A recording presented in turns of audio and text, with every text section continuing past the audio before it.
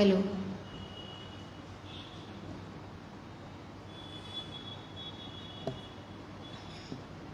આપ સૌને નમસ્કાર.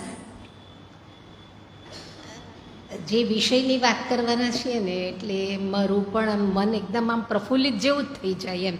જે વિષયની 7 સ્વરમાં રચાયેલું આટલું મોટું વિશ્વ, દરેકને કદાચ સુચિત્રાબેન એવું લાગે કે મને તો આવડે જ, પણ છતાં એમાં પડે પછી ખબર પડે કે આ માત્રા ને આ ને તે, અને આપણી વચ્ચે જે વ્યક્તિ ઉપસ્થિત છે ને એ સંગીતના ક્ષેત્રમાં ખૂબ આગળ, અને સાથે સાથે મેથેમેટિક્સમાં ગ્રેજ્યુએશન. એટલે મને જ્યારે મેં વાંચ્યું ને ત્યારે બરાબર ખ્યાલ આવ્યો કે આ મેથેમેટિક્સ એટલે બી સેજ પણ આમ તેમ થાય ને ડાબા ને જવા ચાલે જ નહીં.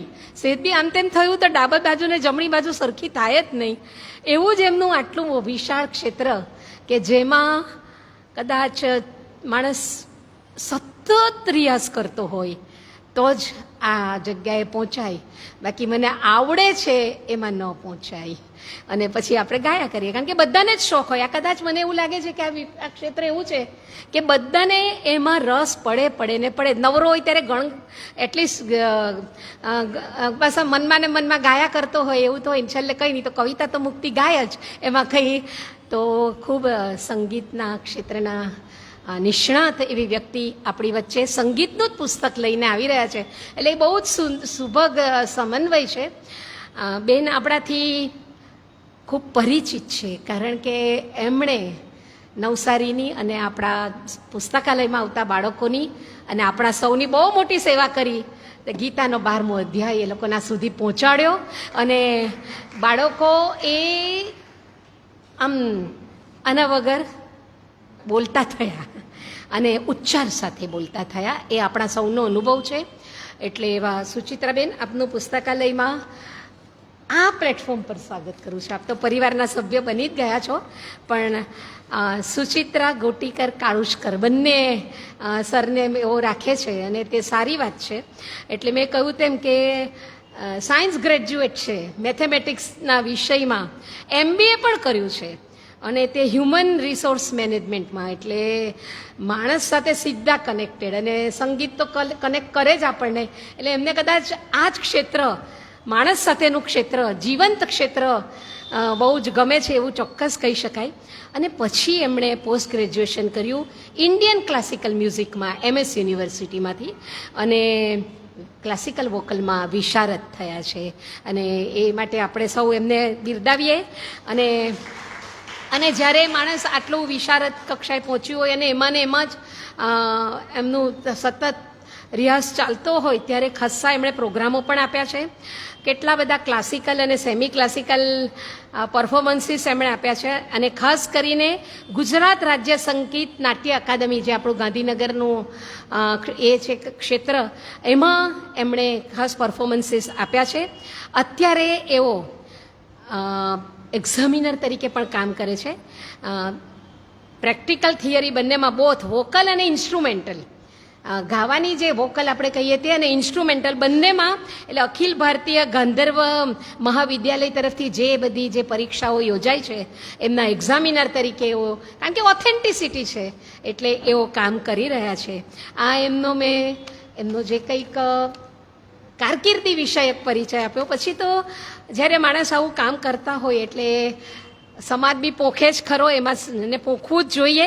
અને ખાસી એવી કોમ્પિટિશન્સમાં બી એમણે ઇનામો મેળવ્યા છે, જેમાં ક્લાસિકલ વોકલ ગુજરાત યુથ ફેસ્ટિવલમાં, પછી સમૂહ ગીત સ્પર્ધા હોય, સમૂહ ગીત સ્પર્ધા હોય, ક્લાસિકલ વોકલ, એ બધામાં એમણે ઇનામો મેળવ્યા છે. નવસારીની લલિત કલા ટ્રસ્ટે એમને યોગ્ય રીતે પોખ્યા છે.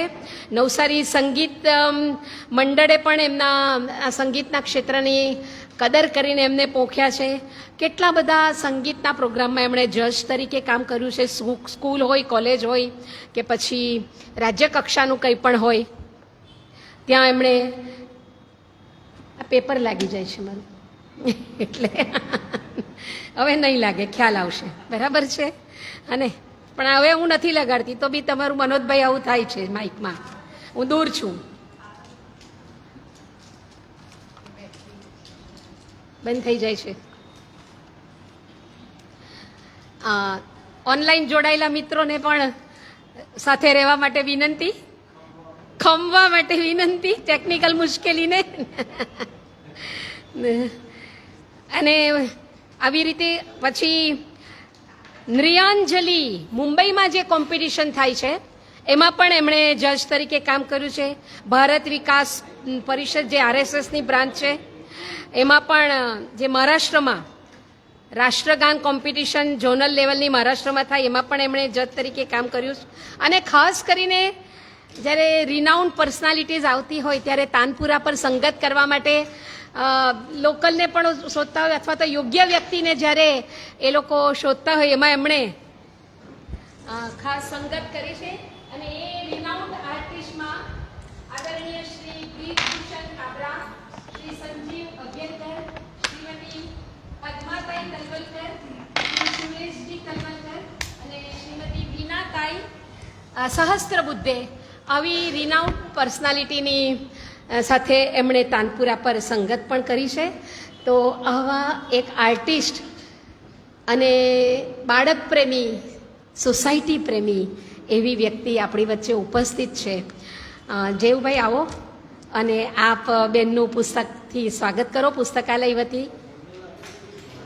માધવીબેન આજે આવ્યા છે. ઓ સરસ, આવો માધવીબેન.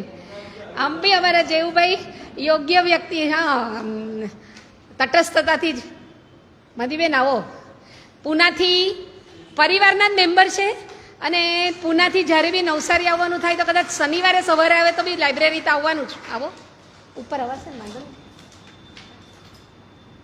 આ પુસ્તક હાજી.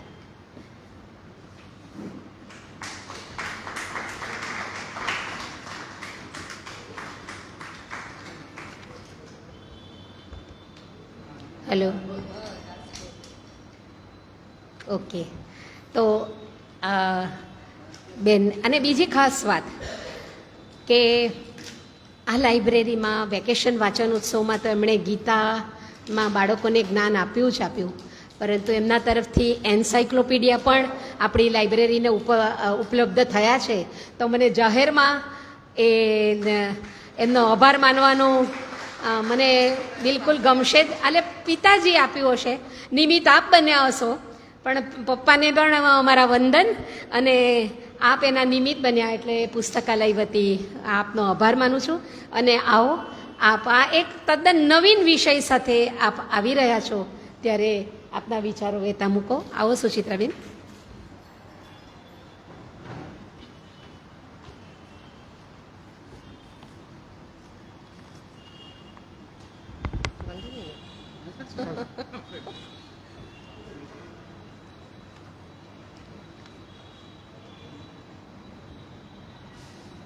Hello hello. આભાર કીર્તિદાબેન. તમને સૌને નમસ્તે, નમસ્કાર. આજનો જે વિષય છે આપણા વાર્તાલાપમાં એ સંગીત છે, અને ખાસ કરીને શાસ્ત્રીય સંગીત. હવે જ્યારે શાસ્ત્રીય સંગીતનું નામ આવે છે, સંગીત સુધી તો ઠીક છે, પણ જ્યારે શાસ્ત્રીય સંગીતનું નામ આવે છે ત્યારે લોકો 4 પગલાં પાછળ જાય છે. એનું કારણ છે કે શાસ્ત્રીય આ શબ્દ આવી જાય છે અને એ કલા છે. શાસ્ત્રીય સંગીત એ કલા છે. જેમ અનેક કલાઓ છે, ચિત્રકલા લઈ લો, નૃત્ય કલા છે, ઇન્સ્ટ્રુમેન્ટ વાદન, જેમ કલાઓ છે, તો કલાને સાધવી બહુ સહેલી હોતી નથી. એના માટે તમારે નિરંતર પ્રયાસો કરવા પડે છે, પ્રયત્નો કરવા પડે છે, રિયાઝ કરવો પડે છે, સમય આપવો પડે છે, અને એ બધું એટલું સહેલું હોતું નથી.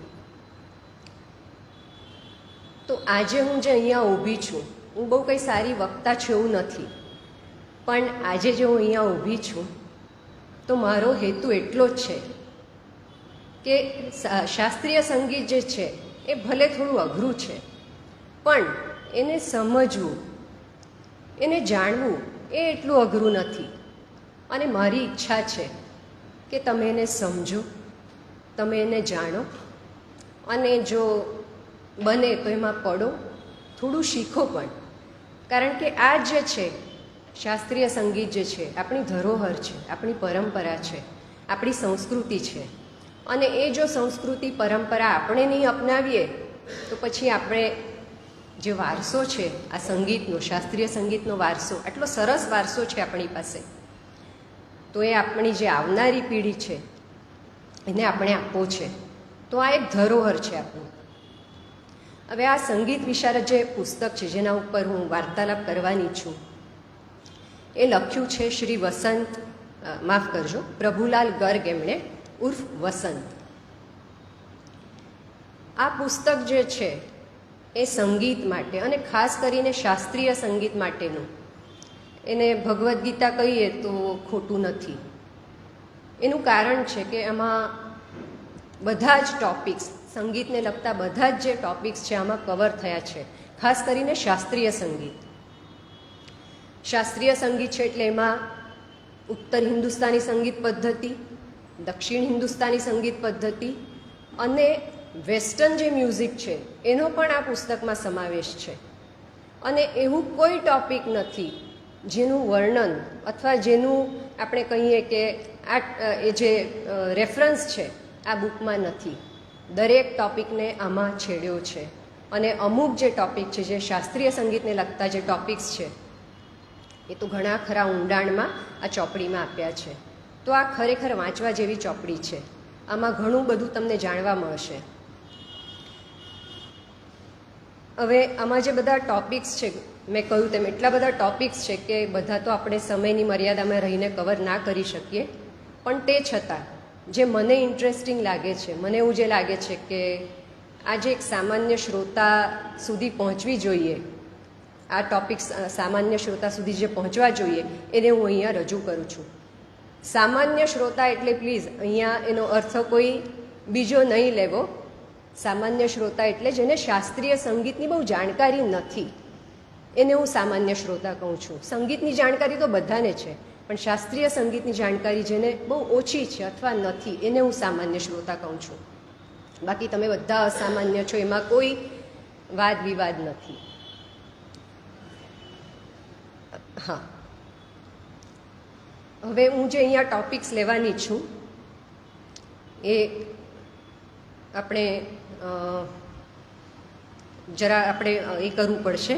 અચ્છા, સંસ્કૃતમાં એક શ્લોક છે, આપણા જે પ્રાચીન પુસ્તકો જે છે એમાં એક શ્લોક છે, ન વિદ્યા સંગીતાત પરા, જેનો અર્થ થાય છે સંગીતથી શ્રેષ્ઠ એવી કોઈ વિદ્યા નથી. એટલે આપણા પ્રાચીન પુસ્તકોમાં પણ લખાયું છે કે સંગીત જે છે એ સર્વશ્રેષ્ઠ છે, સર્વોત્તમ છે. પ્રાચીન કાળમાં એટલે ઘણા સમય પહેલાં પંડિત શારંગદેવ કરીને થઈ ગયા, જે સંગીતના જાણકાર છે, એમણે કદાચ આ નામ સાંભળ્યું છે, પંડિત શારંગદેવ. અને એમણે એક સરસ પુસ્તક લખ્યું છે સંગીત રત્નાકર કરીને. તો તેમાં તેઓ સંગીતની વ્યાખ્યા જે વ્યાપ્ત સ્વરૂપમાં છે એ તેઓ કહે છે. એ કહે છે, ગીતમ વાદ્યમ તથા નૃત્યમ ત્રયમ સંગીતમ ઉચ્યતે. ગીતમ ચ વાદ્યમ ચ નૃત્યમ ત્રયમ સંગીતમ ઉચ્યતે, જેનો અર્થ થાય છે સંગીત એટલે ખાલી ગીત નહીં, તો એમાં વાદન પણ આવે, એટલે ઇન્સ્ટ્રુમેન્ટ વાદન એ પણ સંગીત કહેવાય, નૃત્ય છે એ પણ સંગીત કહેવાય, અને આપણે ગાઈએ છીએ જ્યાં સ્વરો છે એ પણ સંગીત છે.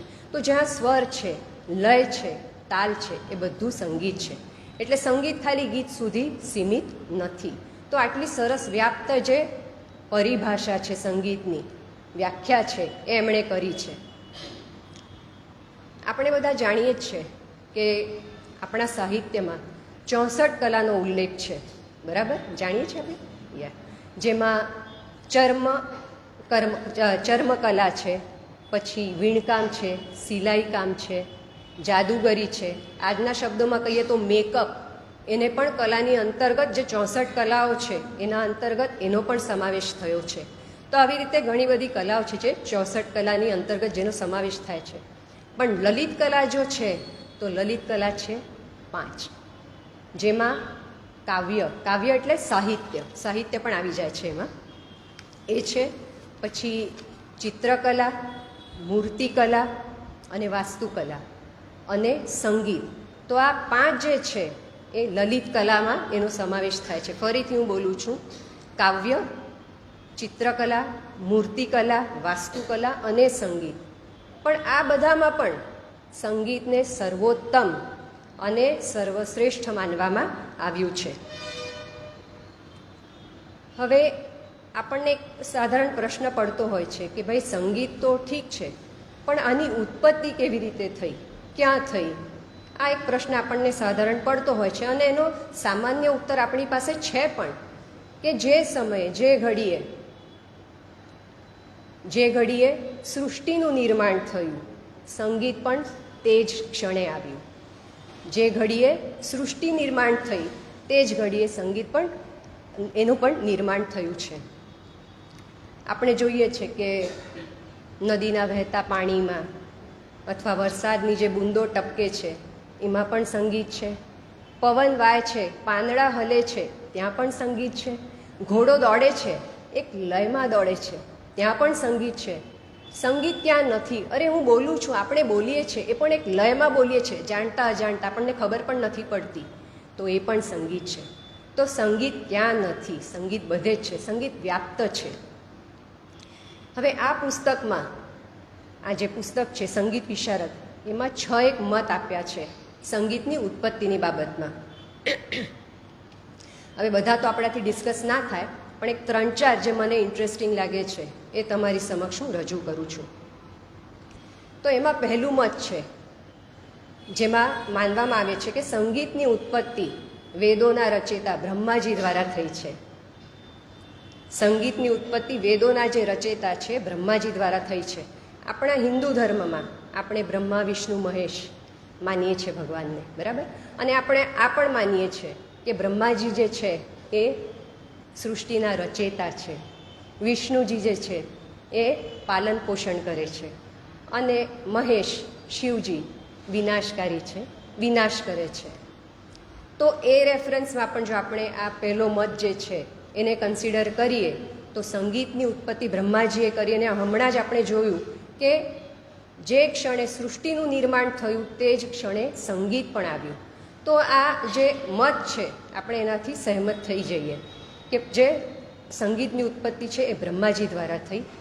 હવે ત્યાં જ વાત નથી અટકી. બ્રહ્માજીએ આ જે કલા છે એ શિવજીને શીખવાડી.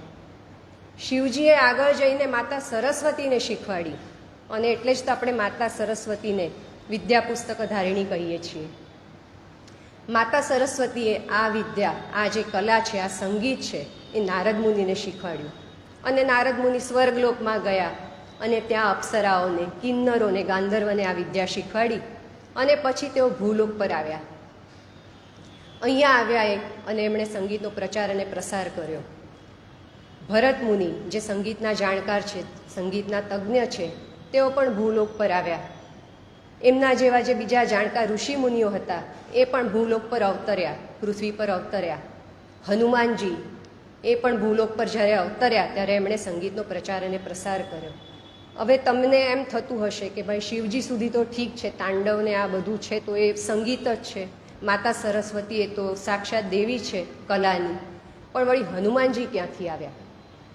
તો હનુમાનજી પણ, તમારા જાણકારી માટે, હનુમાનજી પણ કલાના ઉપાસક છે, દેવતા છે, અને ખાસ કરીને સંગીતના. એટલે અમુક ઠેકાણે તો જ્યાં સરસ્વતીની વંદના થતી હોય, સરસ્વતીને પૂજવામાં આવે છે, ત્યાં હનુમાનજીને પણ પૂજવામાં આવે છે, હનુમાનજીની પણ પૂજા થાય છે, ઉપાસના થાય છે, કારણ કે સંગીતના દેવતા એમને માનવામાં આવે છે. તો આ એક મત છે. બીજું જે મત છે તો એ મત અનુસાર, એટલે એમાં એક સંગીત દર્પણ નામનું પુસ્તક છે જે પંડિત દામોદરજીએ લખ્યું છે, અને તેઓ આ જે મત છે, પહેલું મત છે, એનાથી સહેમત છે અને એ પણ માને છે કે સંગીતની ઉત્પત્તિ બ્રહ્માજી દ્વારા થઈ છે. પણ તેઓ આગળ જતા કહે છે કે જે 7 સ્વર છે, સપ્તસુર, સા, રે, ગ, મ, પ, ધ, ની, તો એ જે 7 સૂર છે તો એ કહે છે કે આ જે પશુ પક્ષી છે એનાથી એ પ્રેરિત થઈને આ 7 સ્વરોની ઉત્પત્તિ થઈ છે. તો કેવી રીતે? તમને જાણવાની જરા મજા પડશે. એટલે આ થોડુંક તમારા માટે જે જાણતા નથી સંગીતને એમના માટે થોડુંક આ રોચક લાગશે એમને, કે મોરના અવાજથી પ્રેરિતને સાની ઉત્પત્તિ થઈ. મોરનો અવાજ, મોર જે અવાજ કરે છે તો એનાથી પ્રેરિત થઈને સા ઉત્પન્ન થયો છે. ચાતક, ચાતક જે પક્ષી છે એનાથી પ્રેરિત થઈને રે ઉત્પન્ન થયો છે. બકરાનો અવાજ, હવે તમને એમ થશે બકરો ક્યાંથી આવ્યો, પણ હા, આ આપણા પુસ્તકોમાં છે કે બકરાના અવાજથી ગાંધાર આવ્યો છે. કાગડાના અવાજથી મ આવ્યો છે. કોયલ, એ તો આપણે બધા જાણીએ જ છીએ કે ભાઈ પંચમ પ, એ ત્યાં સુધી ઠીક છે, બરાબર. પછી દાદુર, દાદુર એટલે બેડકો, એનાથી ધ સ્વર આવ્યો છે. અને હાથીના અવાજથી ની સ્વર આવ્યો છે. આ બહુ રોચક વાત છે કે આ જે સપ્તસૂર છે એ પશુ પક્ષીઓને અવાજમાંથી પ્રેરિત થઈને આ સપ્તસૂર આવ્યા છે. માફ કરજો. અને થોડુંક તમે એને અલગ રીતે જુઓ તો મોરના અવાજને જો તમે સાનો રેફરન્સ રાખતા હો તો ચાતકનો અવાજ રે લાગશે તમને, કોયલનો અવાજ તમને પ લાગશે, હાથીનો અવાજ તમને ની લાગશે. તો આવી રીતે આ કુદરતથી પ્રેરિત થઈને આ સપ્તસૂર એ આવ્યા છે. હવે આપણે થોડુંક લઈએ, થોડાક પાશ્ચાત્ય જે વિદ્વાન છે એમના પણ મત આપણે જાણી લઈએ. તો પાશ્ચાત્ય જે વિદ્વાન છે ફ્રાઇડ કરીને અને જેમ્સ લોંગ, તો તેમના મત અનુસાર સંગીત જે છે એ એમ કહે છે કે સંગીત બહુ સહેજ આવ્યું છે. It has come very naturally to human beings, એવું એમનું કહેવું છે. કે જેમ બાળક જન્મે છે અને રડે છે, એને કોઈ શીખવાડે છે રડતા નથી શીખવાડતું, એ જાતે રડે છે. તો જેમ રડતા શીખે છે, પછી થોડુંક મોટું થાય છે, ભલે તમે એને શીખવાડો કે નહીં શીખવાડો, એ બેસતા શીખી જશે, એ ધીરે ધીરે ઊભું થતાં શીખી જશે, એ ચાલતા શીખી જશે, એ દોડતા શીખી જશે, અને જો તમને સાંભળતું હોય તો બોલતાય શીખી જશે. તો એને તમે અલગથી પ્રયત્ન ના પણ કરો તો પણ આ કાર્ય બધા કરવાના છે એ બાળક. તો તેવી રીતે સંગીત પણ વિથ પેસેજ ઓફ ટાઈમ, એવું નહીં કે તરત થઈ ગયું, પણ વિથ પેસેજ ઓફ ટાઈમ અને જેમ જેમ ડેવલપમેન્ટ્સ થતી ગઈ માણસમાં, તેમ માણસને ખ્યાલ આવ્યો કે જે આ સ્વર છે, એ જે ગળું છે જ્યાંથી અવાજ નીકળે છે, એ ખાલી બોલવા માટે કે અવાજ કાઢવા માટે નથી, હજી પણ એના આ અવાજમાંથી કંઈ વધુ થઈ શકે છે. તો વધુ શું થઈ શકે છે? તો કે સંગીત. તો આ જે છે આ પાશ્ચાત્ય મત છે. તો એમના મત અનુસાર એવું છે કે જે સંગીત છે એ બહુ સહેજ આવ્યું છે અને બહુ નેચરલી હ્યુમન બિંગ્સમાં આવ્યું છે. હવે મેં કહ્યું તેમ કે બધા મત તો આપણે અહીંયા આપણે માંડી નથી શકવાના, સમયની મર્યાદામાં રહીને આપણે એ રાખીને. તો આટલા એક ત્રણેક મત મેં તમારી સાથે શેર કર્યા છે. તો અત્યારે જે આપણે વાત કરી સપ્તસૂર, સા રે ગ મ પ ધ ની, બરાબર. તો આ જે છે એ તો એમના શોર્ટ ફોર્મ છે, બરાબર. જેમ આપણામાં પણ નામ તો આપણા સરસ લાંબા મોટા હોય છે, પણ એને શોર્ટ કરી નાખે છે અને એ રીતે આપણને બોલાવવામાં આવે છે.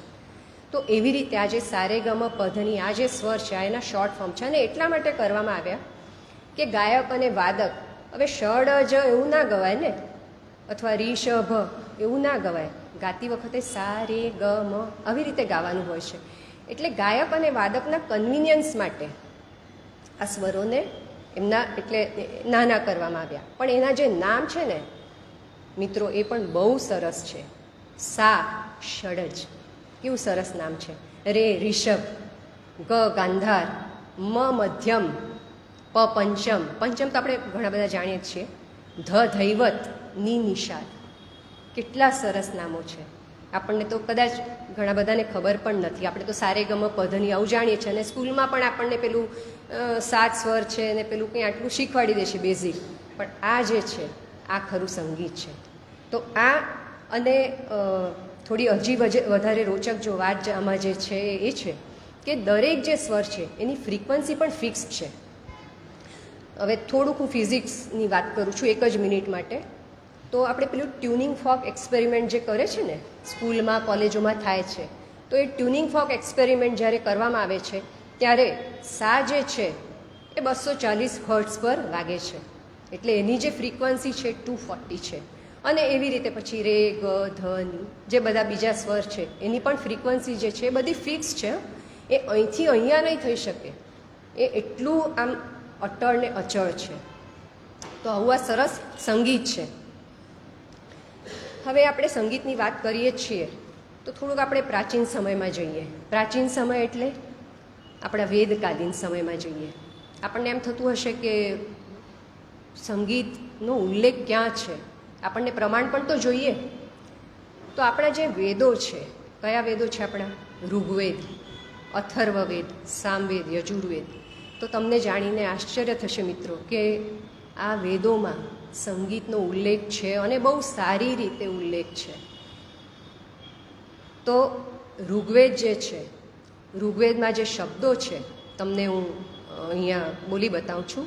ઋગ્વેદના ગીત માટે જે શબ્દો છે, ગીર, ગાતું, ગાયા, ગાયત્ર, ગીતિ અને સામ, આવા શબ્દોનો ઉલ્લેખ છે જેનો અર્થ થાય છે સંગીત, ગીત.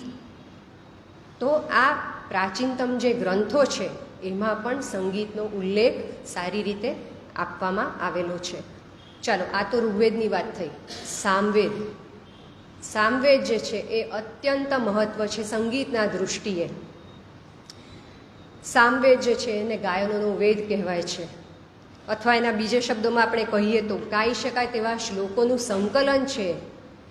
તમને કદાચ ખ્યાલ હોય ના હોય, પણ સામવેદમાં 1875 શ્લોક છે અને એ બધા એટલે 1875 શ્લોક છે અને એ બધા શ્લોક તમારે ગાવાના છે. સામ ગાયન છે. તમને જો ખ્યાલ હોય તો સામ ગાયન જ કહેવામાં આવે છે એને. સાઉથના જે અમુક ફેમિલીઝ છે જે પ્રાચીન એવા જે પરંપરા જાળવે છે તો ત્યાં સામ ગાયન કરે છે અને શીખવાડે છે. સાઉથની અમુક ઇન્સ્ટિટ્યુશન્સ છે તો ત્યાં પણ સામ ગાયન શીખવાડવામાં આવે છે, એટલે સામ ગાયન છે. તો આ વિશ્વનું એટલે સામવેદ છે અથવા ઋગ્વેદ છે, આ છે એ વિશ્વનું સૌથી જૂનું સંકલન છે જ્યાં સંગીતનો ઉલ્લેખ છે અને આપણને પ્રમાણ મળે છે કે સંગીત એ સમયે પણ હતું. એ સમય એટલે આજથી 100, 200 કે 1000 વર્ષો પહેલાંની વાત નથી. આ 6-7 હજાર વર્ષો પહેલાંની વાત છે. અને સામ ગાયન થાય છે એનો અર્થ શું છે કે સંગીત જે હતું, મ્યુઝિક વોઝ વેલ ઓર્ગેનાઇઝડ અને વેરી સિસ્ટમેટિક. તો જ સામ ગાયન થાય, નહીં તો સામ ગાયન થાય નહીં. હવે સામવેદની વાત નીકળી છે તો 1-2 શબ્દો વધારે એના વિશે હું બોલું છું. સામ આ શબ્દનો અર્થ થાય છે એવું ગીત જેના દ્વારા ઈશ્વરની પ્રાપ્તિ થઈ શકે, પરમાત્માની પ્રાપ્તિ થઈ શકે. કેવો સરસ એનો અર્થ છે. સામ ગાયન એટલે સામનો અર્થ થાય છે એવું સંગીત, એવું ગીત જેનાથી ઈશ્વર પ્રાપ્તિ થાય છે, ભગવાનની પ્રાપ્તિ થાય છે. દક્ષિણમાં શબર સ્વામી નામના એક મહાન સંત થઈ ગયા અને ગાયક પણ થઈ ગયા, બહુ સારા સંગીતજ્ઞ હતા. તો તેઓ કહે છે, વિશિષ્ટા કાચિત સામ્યો ગીતિ સામે તુચ્યતે. ફરીથી બોલું છું, વિશિષ્ટા કાચિત સામ્યો ગીતિ સામે તુચ્યતે, જેનો અર્થ થાય છે, આ અર્થ બહુ સરસ છે એનો. મંત્રોને જ્યારે વિશેષ ગાયન પદ્ધતિથી ગાવામાં આવે છે ત્યારે તેને સામ કહેવામાં આવે છે. આ હું જાણી જોઈને આ બોલું છું. મંત્રોને જ્યારે વિશેષ ગાયન પદ્ધતિ, વિશેષ ગાયન પદ્ધતિ એટલે તમે સમજો આ સામ વેદ છે અને સામવેદની આ વર્ણન છે અને ત્યાં તેઓ કહે છે કે વિશેષ ગાયન પદ્ધતિ, એનો અર્થ થાય છે કે ત્યારે પણ સંગીત જે હતું, જે ગવાતું, it was systematic and organised. એવું નહીં કે ગમે તેમ હોય, નહીં, એ પણ વ્યવસ્થિત હતું. તો સામવેદ જે છે એ ઉપાસનાનો વિષય છે, ઉપાસનાનો વેદ છે અને એને સંગીત માટેનો આદિવેદ કહેવાય છે. તો એક પ્રાચીનતમ પ્રમાણ છે કે સંગીત હયાત હતું હજારો વર્ષ પહેલાં. એટલું જ નહીં તો વેલ ઓર્ગેનાઇઝડ હતું અને સિસ્ટમેટિક પણ હતું. હવે આપણું આ વિષય ચાલે છે તો આપણે ઋષિમુનિઓની પણ વાત કરીએ. આપણા પ્રાચીન જે ઋષિમુનિઓ હતા, હવે આજે તો આપણે એમને સાયન્ટિસ્ટ જ કહેવા પડે, બરાબર ને? જે ઋષિમુનિઓ હતા એટલા બધા તજ્ઞ અને એટલા બધા જાણકાર હતા અને એટલા બધા સમજદાર હતા. તો એમને એક વાતની પ્રચિતિ થઈ, એમને એક વાતની જાણ થઈ. તે શું? કે સંગીત જે છે, સંગીતમાં જે તાકાત છે ને, તેમ કે મનને એકાગ્ર કરવાની એનામાં અદ્ભુત શક્તિ છે. આ વાત યોગ્ય છે. સંગીતમાં જે તાકાત છે મનને એકાગ્ર કરવાની, એમ કે એમાં એ અદ્ભુત શક્તિ છે. તો આપણે જાણીએ છીએ, આપણે ભજન કીર્તનમાં જઈએ છીએ અથવા આપણે જ્યારે ગાતા હોઈએ છીએ સાંભળતા પણ હોઈએ છીએ ત્યારે આપણે તલ્લીનતાથી સાંભળીએ છીએ, આપણું મન એકાગ્ર થઈ જ જાય છે, આપણે કરવું હોય કે ના કરવું હોય. તો આ વાત જે છે કે મનને એકાગ્ર કરવાની જે સંગીતમાં અદ્ભુત શક્તિ છે એની જાણ થઈ આપણા પ્રાચીન ઋષિમુનિઓને, અને એટલે જ એમણે સંગીતનો જે ઉપયોગ અને પ્રયોગ છે એ ઈશ્વર આરાધના અને ઈશ્વર ઉપાસનામાં એ કરવા લાગ્યા. એનીવે, સમય જતાં પછી સંગીતનું થોડુંક સ્વરૂપ બદલાતું ગયું, પણ સંગીતનું સ્વરૂપ બદલાતું ગયું કરતાં માણસના જે વિચાર છે સંગીતની બાબતમાં એ બદલાતા ગયા. અને એક સમયે જ્યારે સંગીત ઈશ્વરની આરાધના અને ઉપાસનામાં જેનો પ્રયોગ અને ઉપયોગ થતો, એ સંગીત પછી મનોરંજન માટે આવી ગયું. એનું મનોરંજન, એના દ્વારા મનોરંજન થવા લાગ્યું, અને રાજાઓના મહેલોમાં, બાદશાહોના દરબારમાં અને આગળ કોઠાઓમાં પણ આવી ગયું. પણ એનીવે, એ સંગીત છે, કલા છે, એ કલા તો આબાદ જ રહેવાની, બરાબર છે.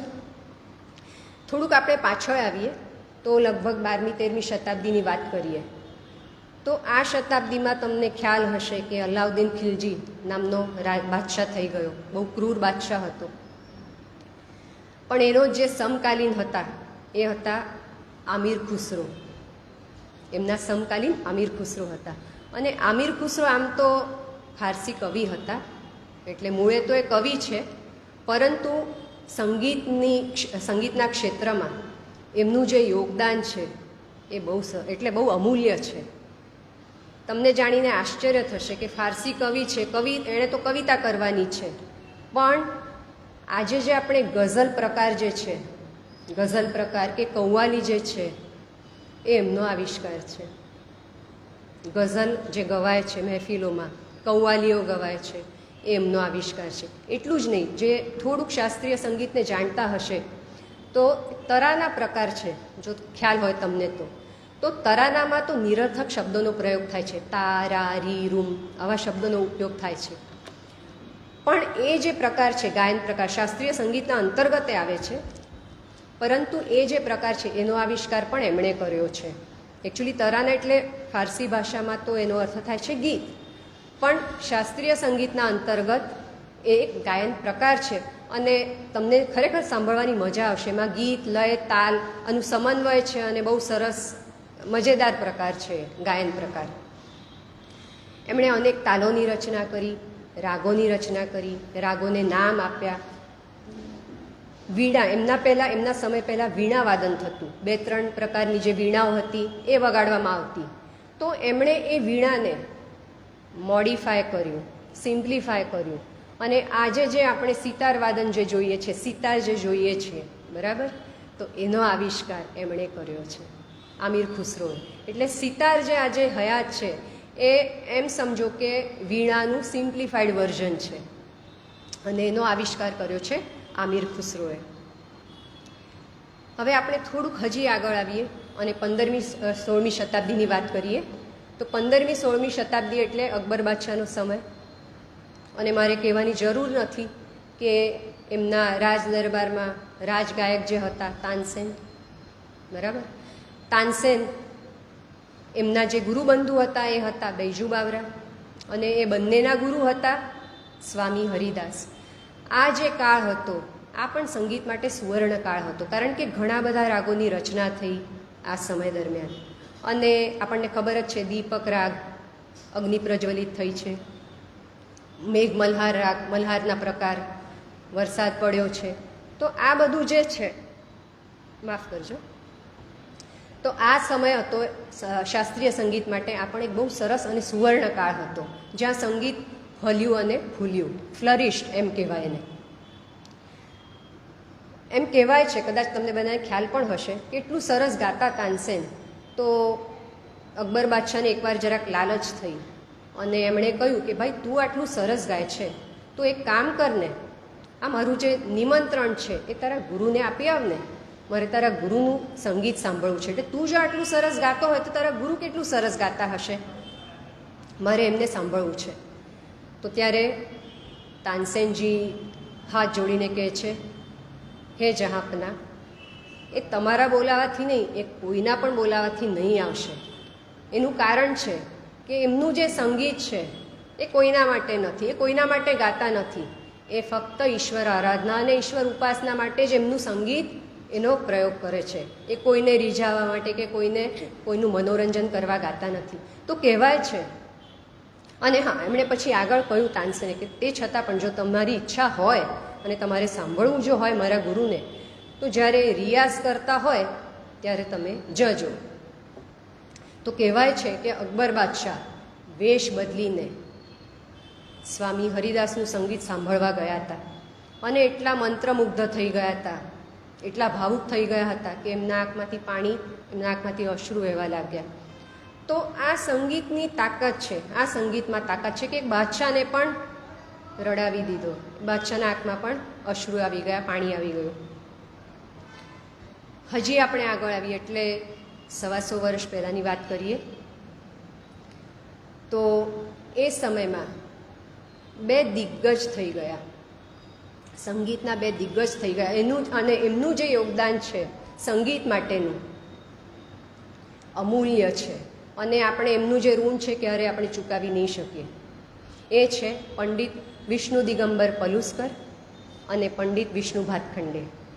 આ બંને નામ તો બંનેના વિષ્ણુ, પણ એક પલુસ્કરજી અને એક ભાતખંડે. આપણે પહેલાં પલુસ્કરજીની વાત કરીએ તો પલુસ્કરજીના સમય પહેલાં આપણે જેમ જાણીએ છીએ કે જેમ માણસના વિચાર બદલાતા ગયા તેમ સંગીતનું સ્વરૂપ પણ બદલાતું ગયું અને એ એક સમય એવો આવ્યો કે it was a means of entertainment અને એ દરબારોમાં, રાજાઓના મહેલોમાં અને ખાસ કરીને પછી એ કોઠામાં ગયું. તો એના લીધે સારા ઘરના લોકો કલા શીખતા નહીં, સંગીત કે નૃત્ય એવું કંઈ શીખતા નહીં. ખાસ કરીને મહિલાઓ સારા ઘરની આ કલાથી દૂર રહેતી. ભલે આ કલા છે પણ એનાથી દૂર રહેતી.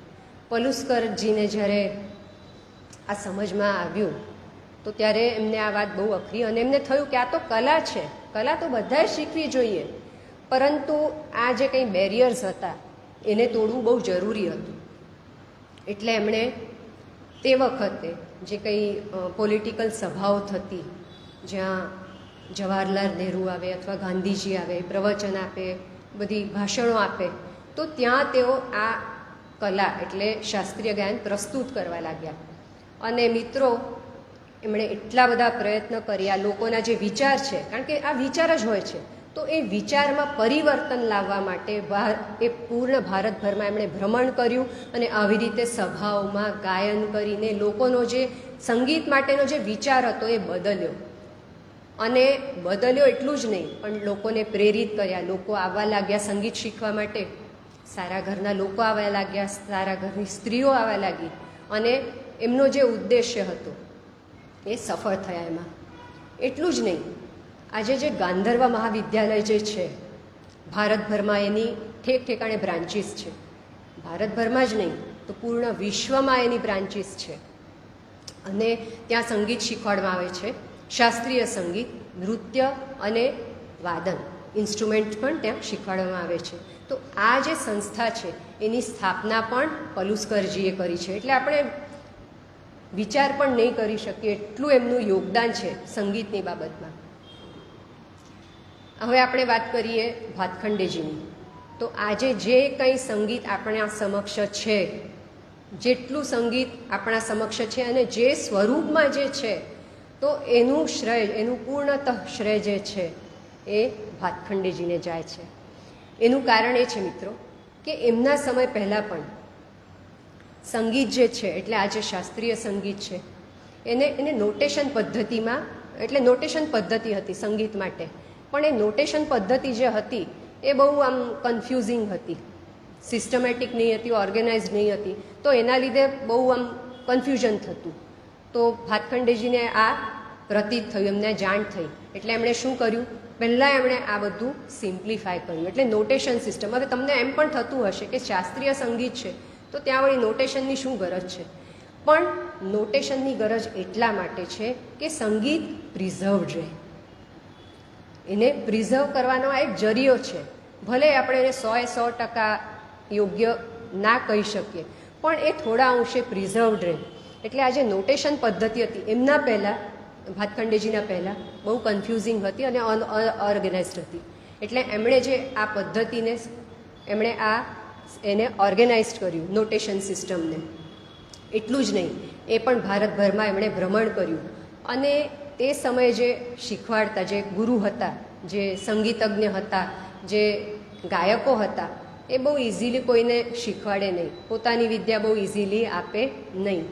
તો ભાતખંડેજી આ બધાની જે ગુરુજનો હતા એમની સેવા કરી, વર્ષોને વર્ષો એમની સેવા કરી અને એમની પાસેથી બંદીશો શીખી. એટલું જ નહીં, એ બંદીશોને સિમ્પ્લિફાય કરી, એને નોટેશન સિસ્ટમમાં બેસાડી અને આજે જે કંઈ આપણે શીખીએ છીએ, એટલે તમે ગાયનશાળા લઈ લો કે મ્યુઝિક કોલેજ લઈ લો કે એવી કોઈ ગાયન સંસ્થા છે જ્યાં સંગીત શીખવાડવામાં આવે છે, ત્યાં જે ઘણી ખરી જે બંદીશો છે એ એમના દ્વારા સંગ્રહિત કરેલી બંદીશો છે.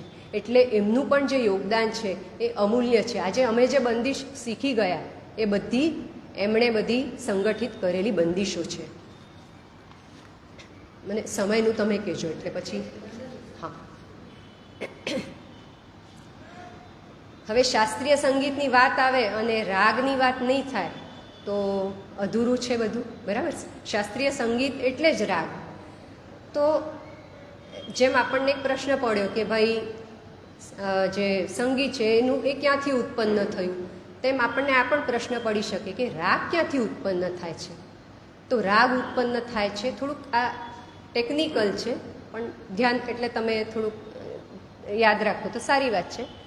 રાગ જે છે એ થાટમાંથી ઉત્પન્ન થાય છે અને ઉત્તર હિન્દુસ્તાની સંગીત પદ્ધતિના અંતર્ગત 10 થાટને માન્યતા આપવામાં આવી છે, જેમાં આવે છે બિલાવલ, કલ્યાણ, તોડી, આસાવરી, મારવા, પૂર્વી, આ બધા એવી રીતે 10 થાટ છે. આ 10 થાટમાંથી આ બધા રાગો નીકળે છે.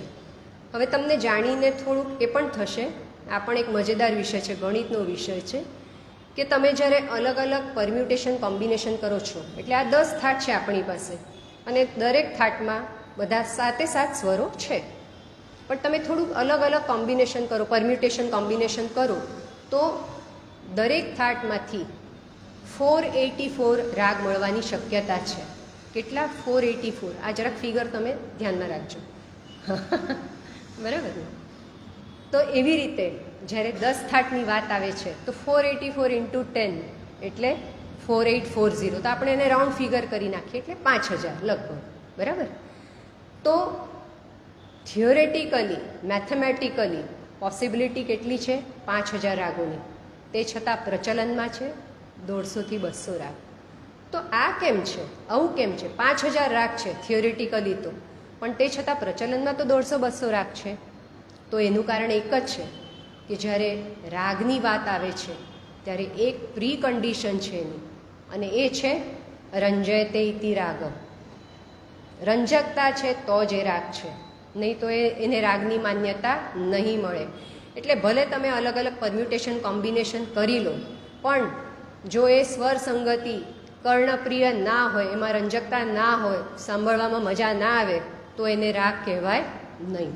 એટલે આ રાગની પ્રી કન્ડિશન છે રંજયતે ઇતિ રાગ.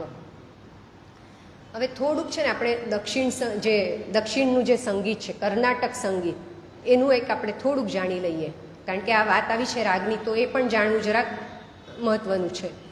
તો જેમ આપણે ત્યાં 10 થાટને માન્યતા આપવામાં આવી છે, તમને જાણીને આશ્ચર્ય થશે કે કર્ણાટક સંગીતમાં કેટલા થાટ હશે?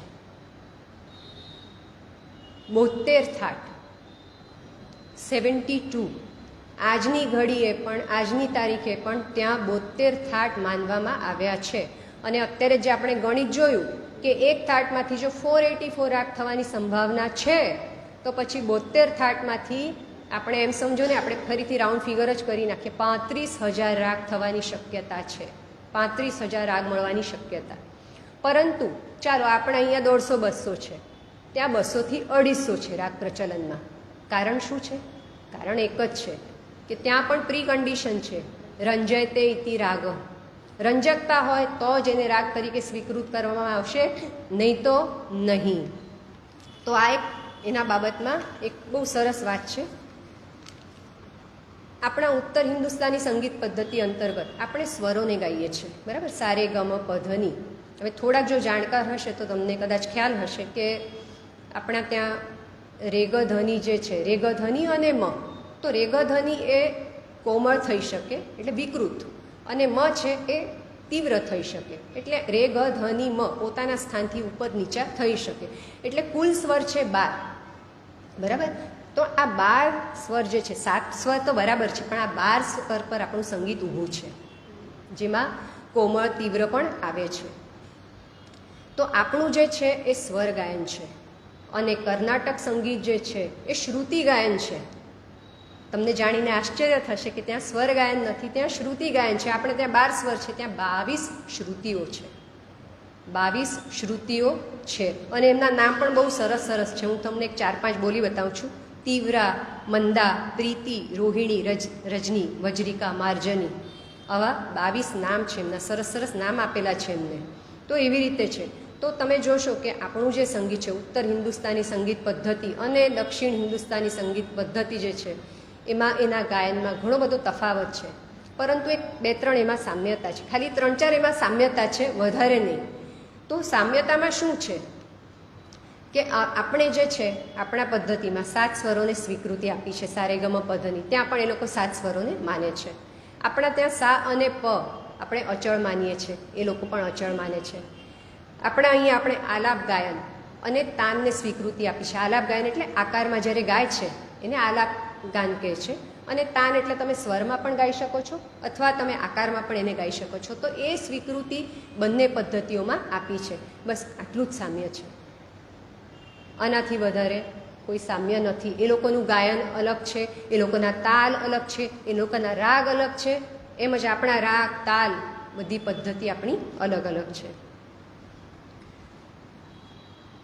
સંગીતની વાત આવે ત્યારે એક વાત તો છે કે સંગીત અસર કરે છે ક્યાં? તો આપણા મન અને શરીર બંને ઉપર, બરાબર? જાણતા અજાણતા સંગીત અસર કરે જ છે આપણા મન ઉપર પણ, એટલું જ નહીં આપણા શરીર ઉપર પણ. અને આજકાલ તો આ બધું સાયન્ટિફિકલી પ્રૂવન પણ છે, બરાબર? કે અમુક રાગ જો તમે સાંભળો અથવા ગાઓ તો તમારું બ્લડ પ્રેશર કંટ્રોલમાં આવે છે. અમુક રાગ તમે ગાઓ અથવા સાંભળો તો તમારા હાર્ટ માટે સારું છે.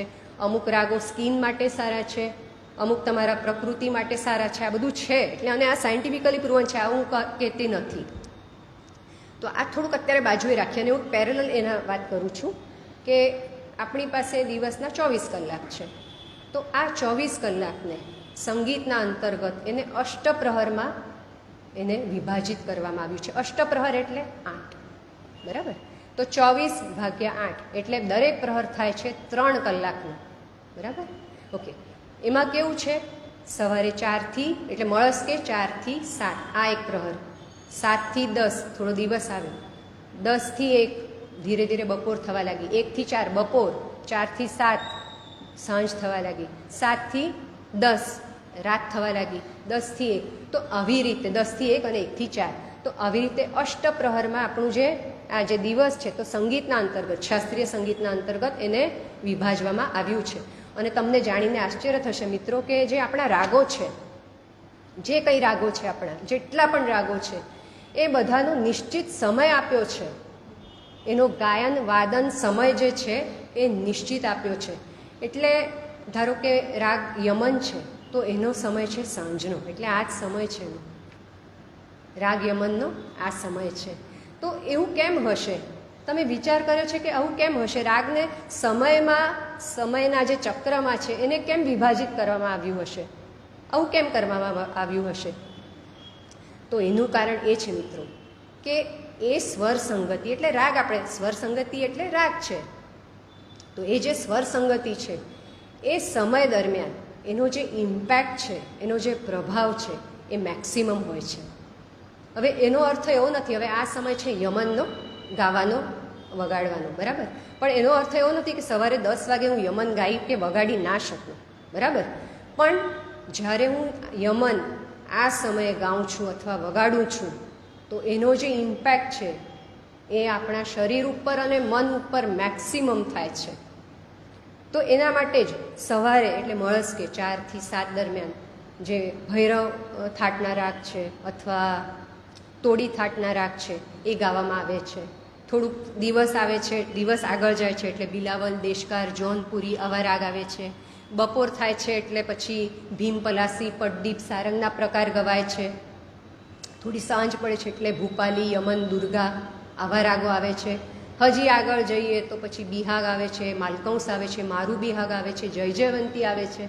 તો આવા સરસ સરસ રાગો આવે છે અને બધાના સમય કેટલું સરસ છે. એટલે તમે એમ એક વિચાર તો કરી જો કે આ શાસ્ત્ર છે કે સમય પણ આપ્યો છે એને.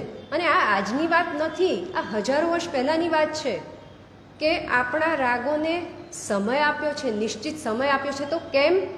તો એ દરમિયાન એ રાગની, એ સ્વર સંગતિની જે ઇમ્પેક્ટ છે, એનું જે ઇન્ફ્લુઅન્સ છે આપણા શરીર ઉપર અને મન ઉપર એનું મેક્સિમમ હોય છે. અને તમે જરાક પ્રયોગ કરી જુઓ, જો તમને થોડું કંઈક સંગીતની બાબતમાં જાણકારી હોય તો તમે મળસ કે 5-6 વાગે ભૈરવ ગાઓ અને એ જ તમે સાંજે અથવા બપોરે ગાઓ, તમને જ મજા નહીં આવે.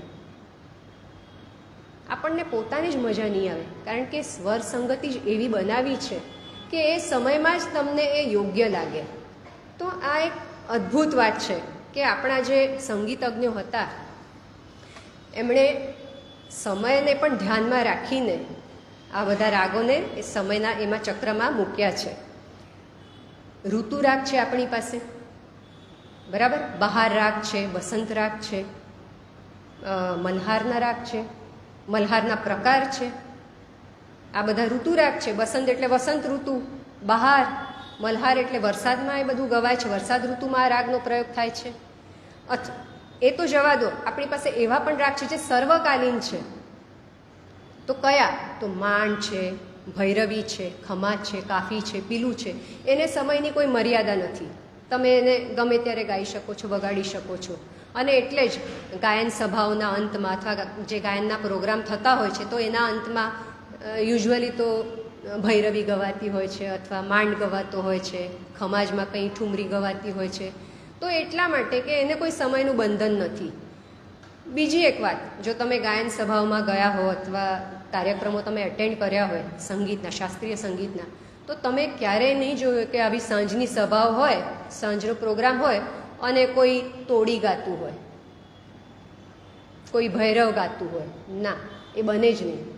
કારણ કે જે ગાયક અને વાદક છે ને એને પણ એનો ઇન્ફ્લુઅન્સ, એ ઇમ્પેક્ટ છે એ લોકો પર પાડવો હોય છે, એ સ્વરોનો, અને એને પોતાના પર પાડવો હોય છે. એટલે એવું કરે નહીં. માફ કરજો. આ તો થયું. હવે હજી મજેદાર વાત એ છે કે રાગોને સ્ત્રી પુરુષ, આશ્ચર્ય થશે તમને કે રાગોને સ્ત્રી પુરુષમાં પણ વિભાજન એનું કરવામાં આવ્યું છે. એટલે રાગોને અમુક રાગ જે છે સ્ત્રી રાગ છે, અમુક રાગ છે પુરુષ રાગ છે. એટલું જ નહીં, તો એમનું વ્યક્તિત્વ એટલે પર્સનાલિટી પણ ડિફાઇન કરવામાં આવી છે. એમની પર્સનાલિટી પણ ડિફાઇન કરવામાં આવી છે. તો આ પણ કેટલી મજેદાર વાત છે કે સ્ત્રી રાગ અને પુરુષ રાગ, આપણે તો રાગ સુધી જાણીએ, એના આગળ જાણતા નથી, બરાબર ને? એટલે આજે એટલા માટે જો અહીંયા ઊભી છું કે આ જે બધું નાની નાની વાતો છે જે તમને ક્યારેય કોઈ કહેશે નહીં કદાચ, તો આ તમને ખ્યાલ આવવો જોઈએ. અને આ બધી મજેદાર વાતો છે. તો એમાં આપણે થોડુંક જોઈએ, દાખલા જોઈએ. તો પહેલું જ આપણે રાગ ભૈરવ. હવે નામથી જ આપણને ખ્યાલ આવે છે કે ભૈરવ રાગ એટલે પુરુષ રાગ હશે, બરાબર? અને ભૈરવ એટલે શિવશંકર, એ પણ છે ને, હા, શિવશંકર. હવે એનું વ્યક્તિત્વ કેવું છે? તો પ્રૌઢ છે, ગંભીર છે, રૌદ્ર છે અને ભયાનક છે. એ રાગનું જે સ્વરૂપ છે પ્રૌઢ છે, ગંભીર છે, રૌદ્ર છે અને ભયાનક. તાંડવ પણ કરે છે ને શિવ, તો રૌદ્ર છે, ભયાનક છે. ત્યાં જ આપણે રાગ માલકંસ જોઈએ જે પુરુષ રાગ છે. તો આની પર્સનાલિટી કેવી છે? તો આ શાંત છે, ગંભીર છે. હવે આનું ગાંભીર્ય અને ભૈરવનું ગાંભીર્ય એમાં બહુ તફાવત છે, હા મિત્રો. એટલે ભલે આ પણ ગંભીર છે અને ભૈરવ પણ ગંભીર છે, પણ એ ગાંભીર્યમાં ઘણો બધો તફાવત છે. તો ફરીથી કહું છું, રાગ માલકંસ છે એ શાંત રાગ છે, ગંભીર રાગ છે, સૌમ્યવાન છે અને એને ડિફાઇન કર્યો છે સ્વરૂપવાન. સ્વરૂપવાન પુરુષ, એની પર્સનાલિટી એવી ડિફાઇન કરવામાં આવી છે, હેન્ડસમ. અને વાત પણ બરાબર છે. તમે જ્યારે માલકંસને સાંભળો છો અથવા માલકંસ ગાઓ છો જેણે આનંદ લીધો છે માલકૌંસ રાગનો તો તમને ખ્યાલ જ છે, બહુ સરસ રાગ છે. તો જે પર્સનાલિટી અહીંયા ડિફાઇન કરી છે એ એકદમ યોગ્ય છે. રાગ શંકરા પુરુષ રાગ છે આ પણ. હવે આની પર્સનાલિટી કેવી છે? તો વીર છે, ઉત્સાહી છે. વીર છે તો ઉત્સાહ હોવો જ જોઈએ એનામાં, તો એ એની પર્સનાલિટી છે. બહાર રાગ આ પણ પુરુષ રાગ છે, ઉત્સાહી છે, સ્વચ્છંદી છે, યુવાન છે. યુવાન છે એટલે સ્વચ્છંદી છે, બરાબર ને? યુવાન છે તો સ્વચ્છંદી છે અને એટલે જ ઉત્સાહી છે. તો એવું આનું વ્યક્તિત્વ છે. તો એવી સ્ત્રી જે એટલે સ્ત્રી રાગ પણ છે, એમાં છે જોગિયા. જોગિયા જે રાગ છે સ્ત્રી રાગ છે. નામથી જ આપણને ખ્યાલ આવે છે કે જોગિયા જે છે એ કેવી સ્ત્રી હશે, એ કેવું એનું વ્યક્તિત્વ હશે? તો વેદનાથી સભર, કરુણામય, દુઃખી, ઇન શોર્ટ. તો આ એની પર્સનાલિટી છે. બાગેશ્રી, બાગેશ્રી રાગ ઘણા સાંભળ્યો હશે જે ગાયન સભાઓમાં જાય છે. તો બાગેશ્રી જે છે રાગ એ સ્ત્રી રાગ છે, પણ એ કેવી છે? તો શૃંગારથી સભર. આની પર્સનાલિટી કેવી છે? તો શૃંગારથી સભર છે. આ યૌવન છે, યૌવનથી તરબોળેલી છે અને રાગિણી કહેવામાં આવ્યું છે એને. એવી રીતે જ ભૈરવી જે છે, હવે ભૈરવી જે રાગ છે એની અનેક છટાઓ છે. ભૈરવી રાગ જે છે એ તમે એને નાની ડેફિનેશનમાં તમે એને કન્ફાઇન ના કરી શકો. ભૈરવીની અનેક છટાઓ છે. તો કેવી છે? ક્યારેક યૌવન છે, ક્યારેક યુવાન છે, નખરેલ સ્ત્રી છે, ક્યારેક કરુણાથી સભર છે, ક્યારેક ભક્તિમય છે. ભક્તિ જે ભક્તિ ગીતો છે ઘણા બધા રાગ ભૈરવીમાં છે, ભક્તિ રસમાં ડૂબેલી છે. અને ક્યારેક વિયોગ, ક્યારેક એમાં વિયોગ પણ આપણને દેખાય છે. તો આ જે છે રાગ ભૈરવી એમાં અનેક છટાઓ છે. જેટલી હું કહું એટલી ઓછી છે. અને તમને ખ્યાલ છે આપણે સાહિત્યમાં 9 રસ છે, બરાબર? શાંત રસ, વીર રસ, ગંભીર રસ, હાસ્ય રસ, શૃંગાર રસ, જે આપણા 9 રસ છે. આ 9 રસનું રસપાન આપણને આ રાગો દ્વારા થાય છે, કારણ કે બધાની પર્સનાલિટી અલગ અલગ છે અને બધા અલગ છે. તો આ જે રસપાન થાય છે રાગોનું એ આપણને આપણા સંગીતમાં, શાસ્ત્રીય સંગીતમાં થાય છે. હા હા, એક તો હું 5-1 મિનિટ. હા, ઓકે. હા હા, એના ચિત્રો પણ હોય છે, પણ હવે બધું તો આમાં કવર નથી થતું, એટલે ને હું એમને સમયનું પૂછું છું. હા, ઓકે. હા હા, થોડુંક મારે જે કંઈ કહેવું છે હું થોડુંક પહેલાં એટલું કહી દઉં. હવે તમને ઘરાણા પણ ખ્યાલ છે, શાસ્ત્રીય સંગીતની વાત આવે છે ત્યારે ઘરાણાઓની વાત આવે છે. અલગ અલગ ઘરાણાઓ છે, ખાસ કરીને જે ગાયન માટેના છે 6-7 ઘરાણા છે. એમ તો ઘણા બધા છે, પણ જેને આપણે ફેમસ કહી શકીએ એવા 6-7 ઘરાણા છે. તો ઘરાણા એટલે શું? કે જે તે જગ્યાએ જે તે સંગીત શૈલી ડેવલપ થઈ હોય છે તો એને જગ્યાનું નામ મળે છે. દાખલા તરીકે ગ્વાલિયર ઘરાણા, જયપુર ઘરાણા, અત્રોલી ઘરાણા, બરાબર, ભીંડી બજાર ઘરાણા. તો આ શું છે? જે તે જગ્યાએ જે તે શૈલી, એટલે શાસ્ત્રીય સંગીતની શૈલી જે ડેવલપ થઈ છે તો એને એ જગ્યાનું નામ મળી ગયું. તો આવી રીતે આપણી પાસે છે ભીંડી બજાર ઘરાના, પછી મેવાતી ઘરાણા. મેવાતી ઘરાણામાં આપણા બહુ જે સારા ગાયક છે પંડિત જસરાજ, એ થઈ ગયા, બરાબર. કિરાણા ઘરાણા, એમાં ભીમસેન જોશીજી થઈ ગયા.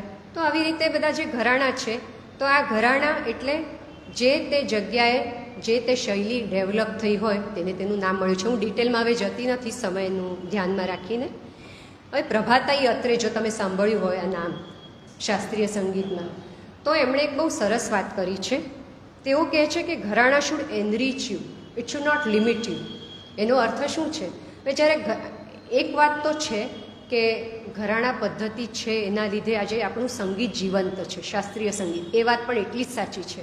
પણ જ્યારે ગુરુ શિષ્ય પરંપરામાં આવી જાય છે અને ઘરાણા પદ્ધતિમાં શીખવાડવામાં આવે છે ત્યારે એક થોડી લિમિટેશન આવી જાય છે, કારણ કે દરેક ઘરાણાની પોતપોતાની વિશેષતા છે અને એને જ ચોંટીને રહેવાનું હોય છે, એના બહાર, એ ચોખટની બહાર જવાનું ના હોય યુઝ્યુઅલી.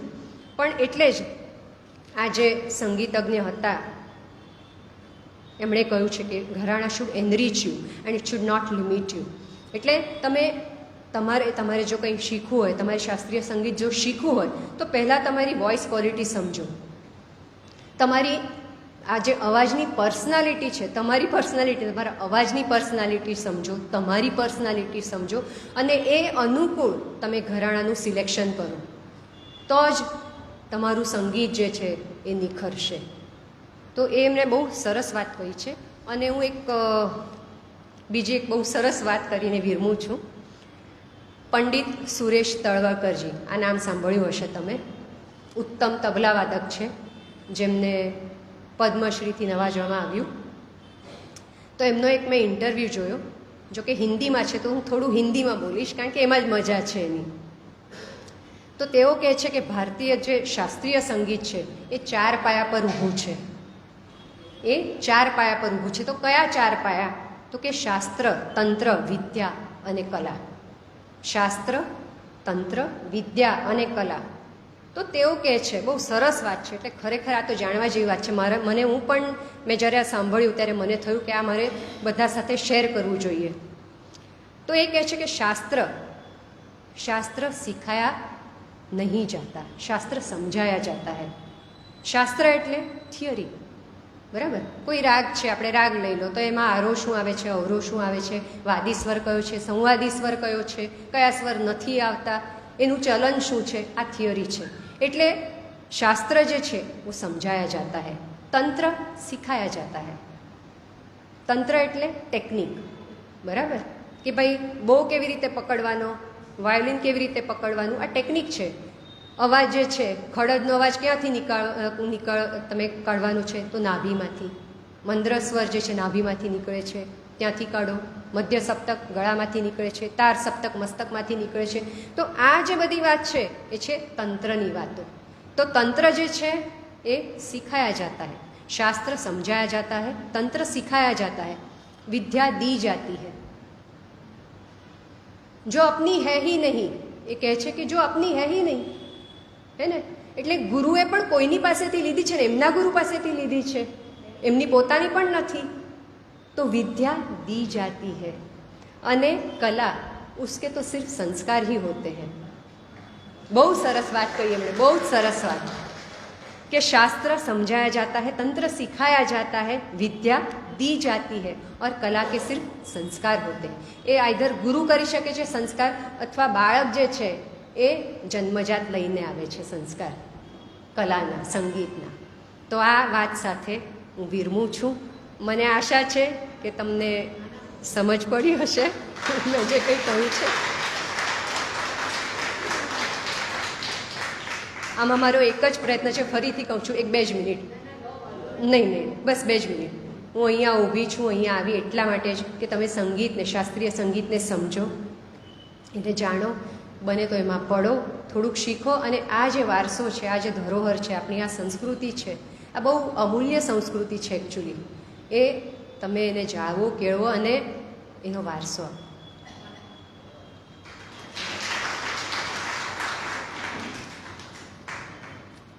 સયાજી વૈભવ લાઇબ્રેરીને ધન્યવાદ, જેણે મને મોકો આપ્યો અહીંયા આવવાનો. કીર્તિદાબેન, તમારો પણ ધન્યવાદ. અને સૌથી વધારે ધન્યવાદ તમારો, તમે મને આટલી પેશન્ટલી સાંભળી એ બદલ.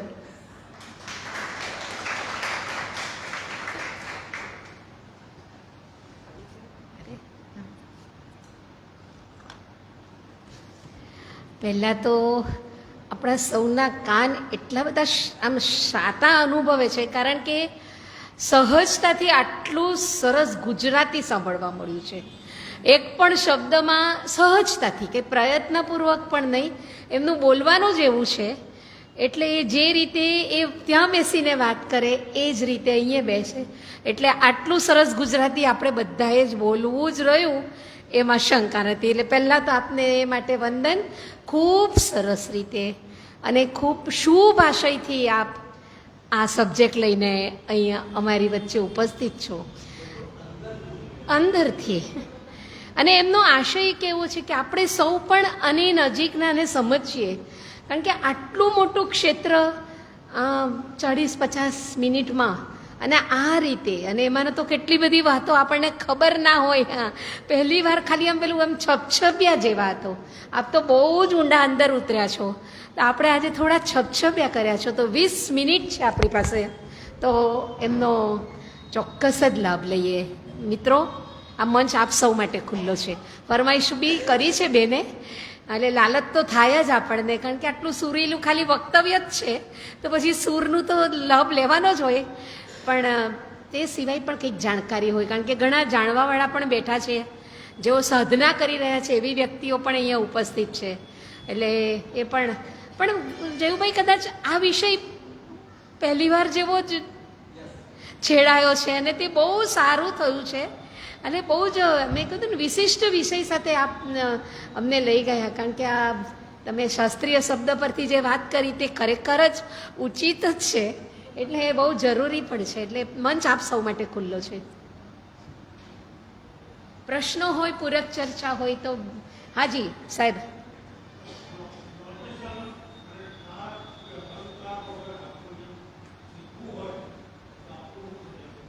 શું કહો છો?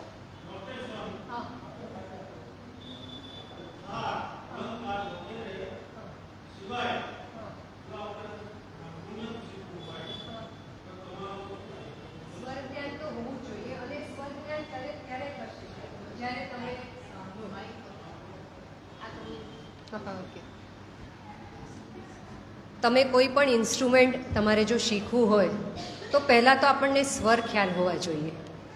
અને ક્યારે ખ્યાલ આવે? જ્યારે આપણે સતત સાંભળીએ. સાનું સ્થાન ક્યાં છે, રેનું સ્થાન ક્યાં છે, સા રે ગ મ. જો આપણને આ સ્થાન જ ખબર ના હોય તો કેવી રીતે શીખીએ આપણે? તો પહેલાં જરૂરી છે એ સ્થાનોને આપણે જાણીએ. પહેલાં તો સાંભળીએ. સાંભળવું શ્રવણ કલા છે આ, એટલે સાંભળવું તો બહુ જરૂરી છે. અને પછી એના સ્થાન જે છે ફિક્સ થાય છે. પછી આપણે જો ઇન્સ્ટ્રુમેન્ટ વગાડતા હોય તો એ રીતે, અને ગાતા હોય તો એ રીતે. એટલે બેઝિક જે છે સ્વર નોલેજ જે છે એ બહુ મહત્ત્વનું છે.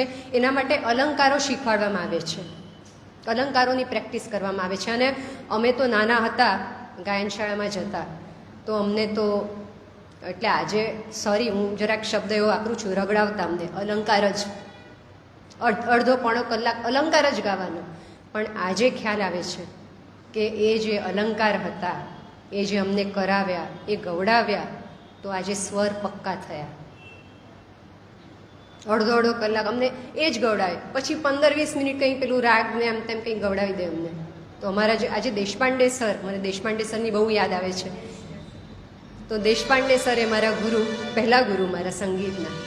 અને તેઓ અમને અલંકાર ગવડાવતા. બસ અલંકાર ગાવાના, બીજું કંઈ ગાઓ નહીં ગાઓ ચાલે એમ કે. તો એ છે.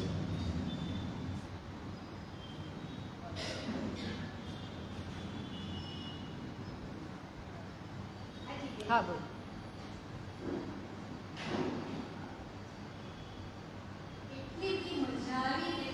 હા.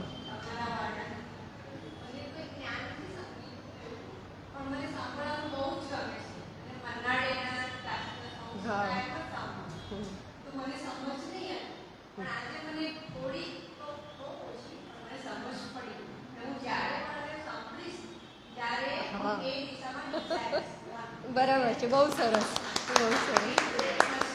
બસ એ મારી ઈચ્છા છે. થેન્ક યુ, ધન્યવાદ.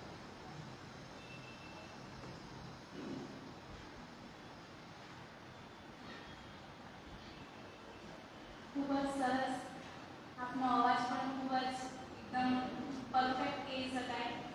Thank you. પણ હાર્મોનિયમ શીખવા જાઉં છું, તો મને પ્રશ્ન તો એ છે કે તમારી જીવનશૈલી વિશે હું કંઈક જાણવા માંગુ છું કે તમે દરરોજ સંગીતને કેટલો સમય આપો છો અને રિયાઝ કઈ રીતે કરો છો તમે? ઓકે, આ તો વાત છે કે રિયાઝ વગર કંઈ થાય નહીં. કોઈ પણ કલા લઈ લો, સંગીત નહીં, કોઈ પણ કલા લઈ લો, એને તમે સમય નહીં આપો, મહેનત નહીં કરો, પરિશ્રમ નહીં કરો, તો એ તમને સાધે નહીં. હવે હું જો મારી વાત કરું તો કોઈ વાર બેસી જાઉં હાર્મોનિયમ લઈને, અથવા હવે તો આ મોબાઈલમાં આવી ગયા છે બધા પેલા એપ્સ, એટલે સૂર વાગે છે તો પાછળ રિયાઝ કર્યા કરું.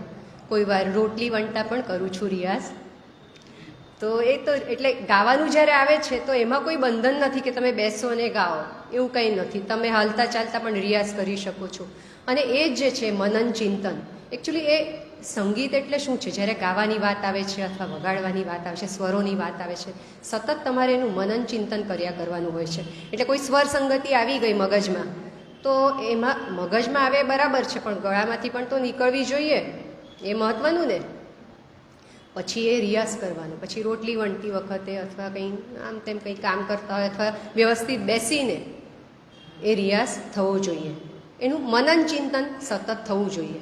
અને રિયાઝની વાત કરું તો અડધો કલાક જેવો હું આપું છું, પણ એટલો ઇનફ નથી. હા, મેં મારા એટલે હું જ્યારે તમારા જેટલી હતી તો ઘણો સમય આપ્યો હતો મેં ત્યારે. હવે એટલો બધો નથી અપાતો મારાથી, પણ સંગીતથી હું દૂર નથી, એટલું ચોક્કસ. સતત રિયાઝ દ્વારા આપણે સ્વરને સાધી શકીએ. જી બિલકુલ બિલકુલ. Thank you ma'am.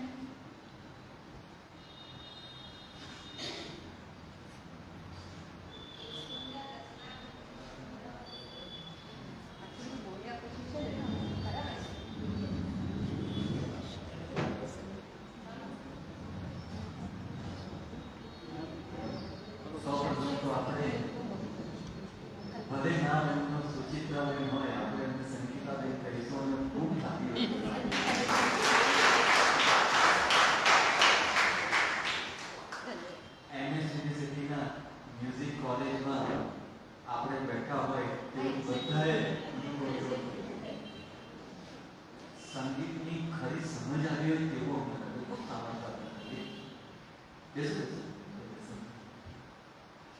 નવસારીને સંસ્કારી નગરી બનાવ્યું હોય તો મહારાષ્ટ્રનું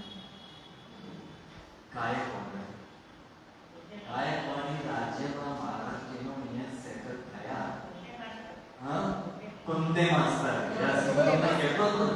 કુંતે માસ્તર એટલે હા, ઘણું જતું રહી ગયું. હા, જોગલેકર સાહેબ કુંતે માસ્તર એટલે એ બધાને આપણે ખૂબ શ્રદ્ધાપૂર્વક આજે યાદ કરી અને એમને અંજલિ બનાવી. નવસારી ઋણી છે મહારાષ્ટ્રનો.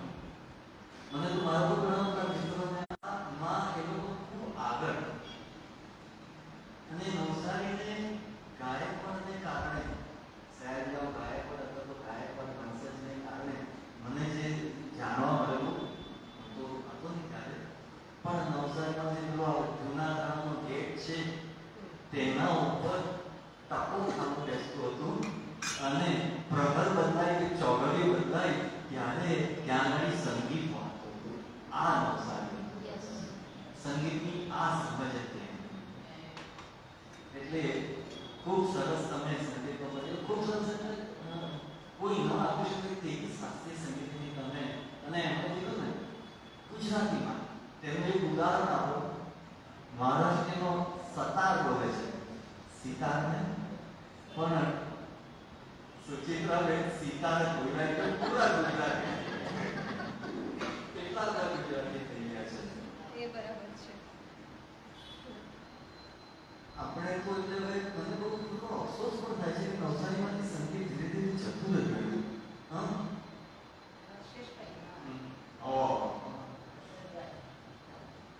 એટલે એમને યાદ જ કરતો હતો કે સંગીત સારા એટલે જે છે જે રીતે ચાલતા હતા તે હવે ધીરે ધીરે લુપ્ત થતું હોય તેવું થયું.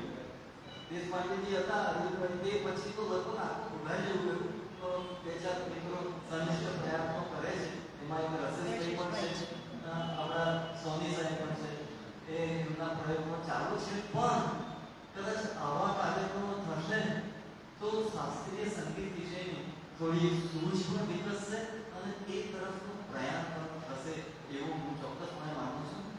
અને ખૂબ બધું તમે તો આપી દીધું. એટલે એક કલાકમાં આખો અન્નકૂટ શાસ્ત્રીય સંગીતનો તમે આપી દીધો છે. રસદ તરીકે મને આપી ગયા છે. શાસ્ત્રીય સંગીત સમારોહ નવસારી ખાતે થાય છે. શ્યામ સુન નિયરે આયે મેં એ નામથી શાસ્ત્રીય સંગીત સમારોહ થશે. શ્યામ સુન નિયરે આયે મેઘ 29/9/2024 રવિવારના દિવસે છે. સવારે છે 9:30 થી 12:30 સુધી એ યોજાયો છે જોખી કલ્ચરલ હોલ.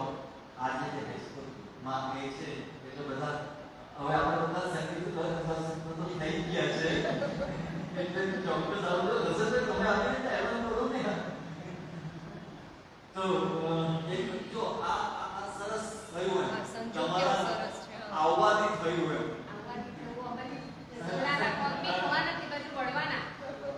ના એમના અમારા લાઇબ્રેરી સાથે જોડાણ કરવાથી ખૂબ સરસ અમને થયું. બાળકો ગીતાના શ્લોક બોલી શકે, ગાઈ શકે. બહુ અવઢવ છે. તો ક્યારે શરૂ કરેલો વેકેશન વાંચન ઉત્સવ અમે દર વર્ષે કરીએ પણ આ તો વિચાર જ નહીં આવેલો. એમણે શીખાયું અને અમે જોયું અને સાંભળ્યું બાળકો ગીતાના શ્લોક કંઠસ્થ કરીને ગાય છે. એટલે ખૂબ મોટી વાત નવસારી ખાતે પહોંચાડી. એ માટે તો તમને ખૂબ ખૂબ ધન્યવાદ, આભાર. અને ફરી એકવાર આવો સરસ વિષય લઈને આવો અને જલ્દીથી આવો. એકદમ અને આપણને સાંભળવાનું ખૂબ ગમશે. Thank you very much. આ એક વાત કહેવાતી રહી ગઈ સામે રીતે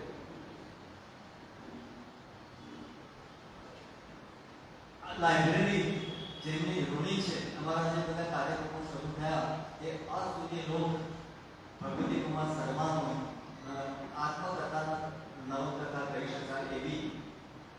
તો ભગવતી ભાઈને ભગવતીએ પોતે સામવેદી બ્રાહ્મણ, એમના ઘરમાં એમના ફાધર કે દાદા સામવેદના શ્લોકો સતત ગાય અને ભગવતી ભાઈને મિત્રને એમનું ખૂબ ગૌરવ. અમે જ્યારે જઈએ એમને મળવા ત્યારે આ વાત તો કરે ને કરે જ સામવેદી. અમારા ઘરમાં ગવાતો અને એમના ઘરમાં ગવાતો સામવેદના શ્લોકો. એટલે એમને પણ આજે આપણે યાદ કરી દઈએ.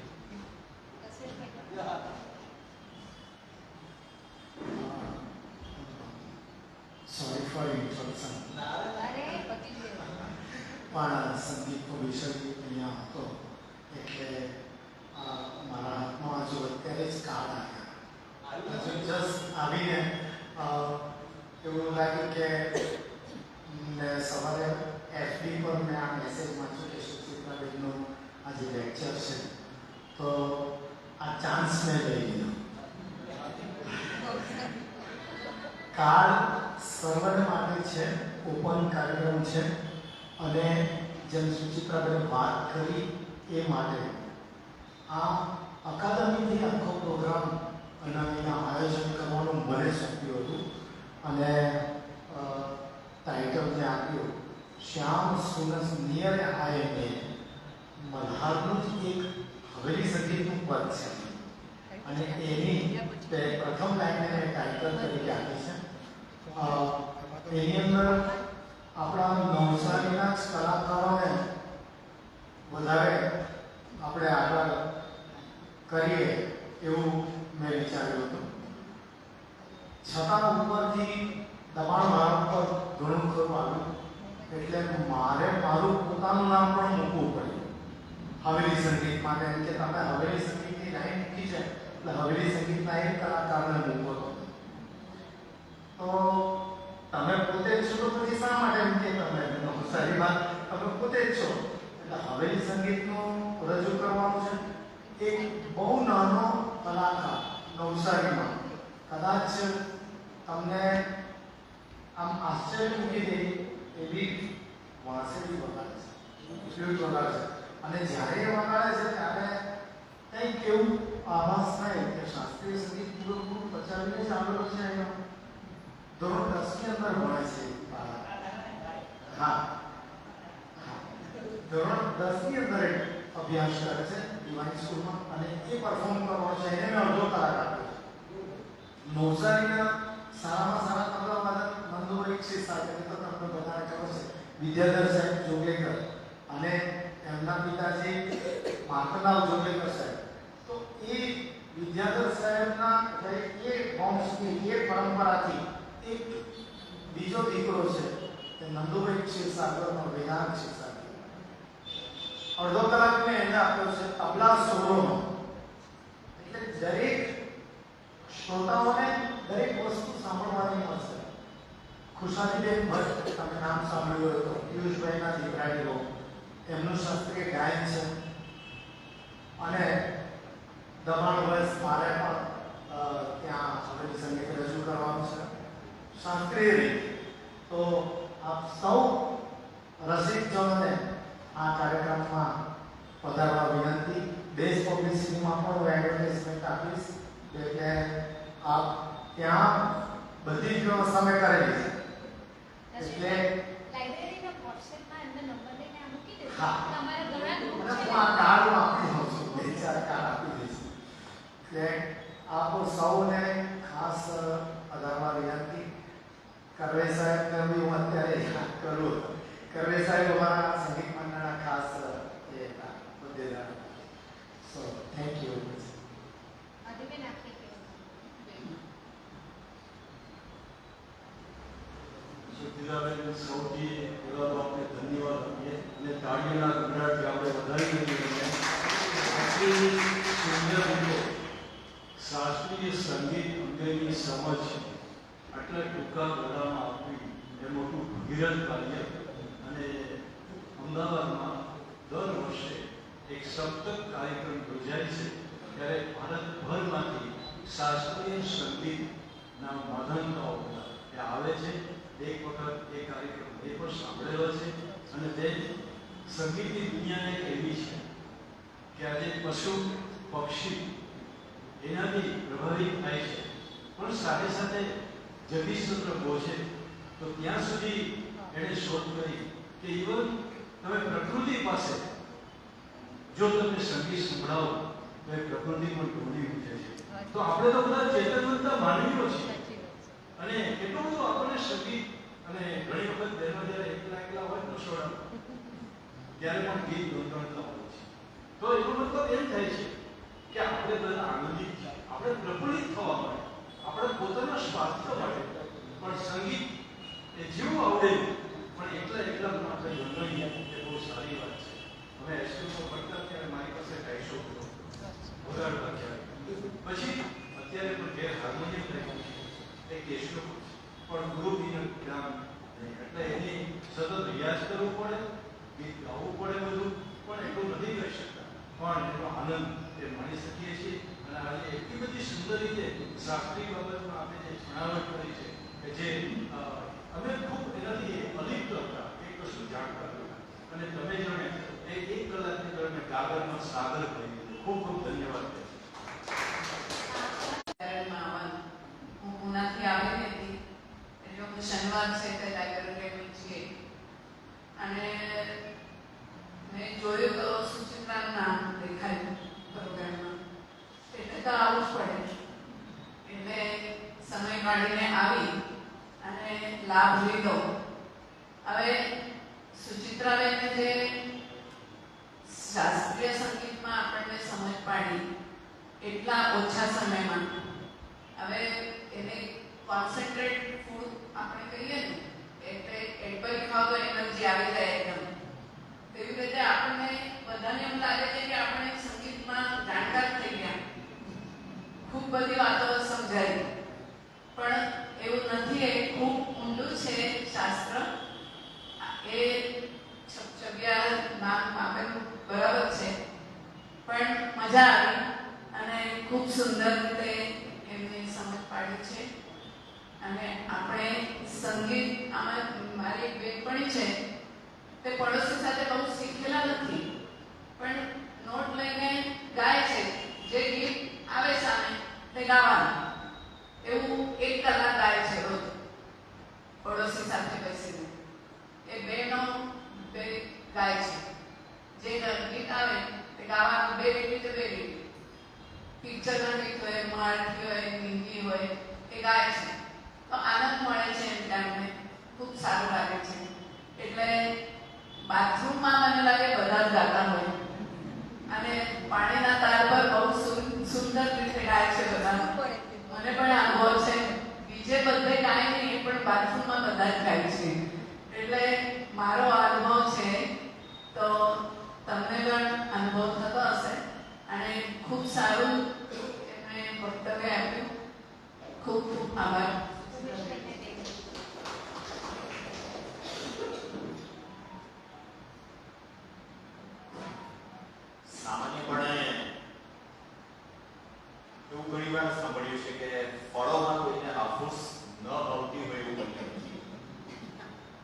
વ્યક્તિ અભણ હોય કે ભણેલા સંગીત કોઈને ન ગમતું હોય એવું નથી સાંભળ્યું.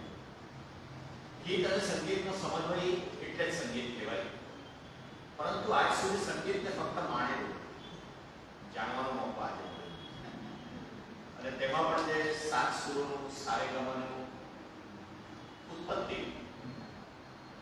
એ તો ખરેખર ખૂબ જ અદભુત લાગ્યું. અને અંતમાં જે તમે વાત કરી શાસ્ત્ર સમજાયા જતા હૈ, तंत्र सिखाया जाता है, વિદ્યા દી જાતી विद्या दी जाती है और कला उसके संस्कार ખૂબ ખૂબ સરસ લાગ્યું. અને સંગીતના વિષયમાં આપણે તમે પહેલા જ કહ્યું કે જો કથકલી ના હોય તો એ સંગીત જ ના કહેવાય. અને સંગીતની અસર માણસના મન પર અને શરીર પર બંને પર પડતી હોય છે.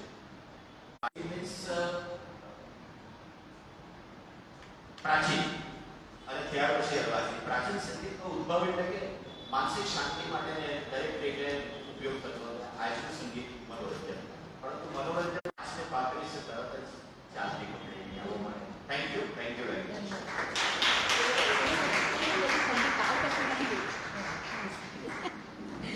એક આપણે એમનો લાભ લેવાના છીએ એટલે 2 મિનિટ થોભો બધા. પણ મારે એક જાહેરાત કરવાની છે, કારણ કે અહીંથી એમના જ અવાજનું વાઇબ્રેશન લઈને આપણે છૂટા પડીશું. એટલે એ ફરમાઈશ ઓનલાઈનથી બી અમારા મંત્રીશ્રીની બી આવી છે, બેને પણ કરી છે, અને મધીબેન પણ રસ્તામાં છે, બધા સાંભળે જ છે આપને, સાંભળી રહ્યા છે. હા, એટલે અને બધા અમારા સૌની પણ ઈચ્છા છે જ. પણ હું એક જાહેરાત કરી દઉં કે આવતો શનિવાર એટલે ચોથો શનિવાર છે, એ દિવસે પંકજભાઈ ભટ્ટ મરોલીના છે એવો સોમરસેટ મોમનું પુસ્તક નવલકથા લઈને આવી રહ્યા છે. એક ચિત્રકારની વાત છે, ધ મૂન એન્ડ સિક્સપેન્સ, એ સોમરસેટ મોમનું પુસ્તક એવો અહીંથી રજૂ કરશે. આજે ખૂબ બધા મિત્રો છો, સંગીત પ્રેમી તો છો જ, પણ આ બધાના મિત્રો છો તમે, એટલે આપ સૌને પણ આવવા માટે હાર્દિક આમંત્રણ છે. આવતા રહેજો. કંઈકનું કંઈક તો અહીંયા મળતું જ રહેશે અને ઘણું બધું મળતું રહેશે. જેવુંભાઈ કંઈ કહેતા હતા આપ?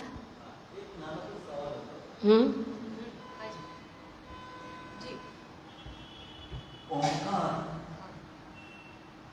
અને આ શાસ્ત્રીયતા એ સહી જરા જાણવો તો ઓમકારને એમ કહેવાય છે કે બ્રહ્માંડનો રવ છે.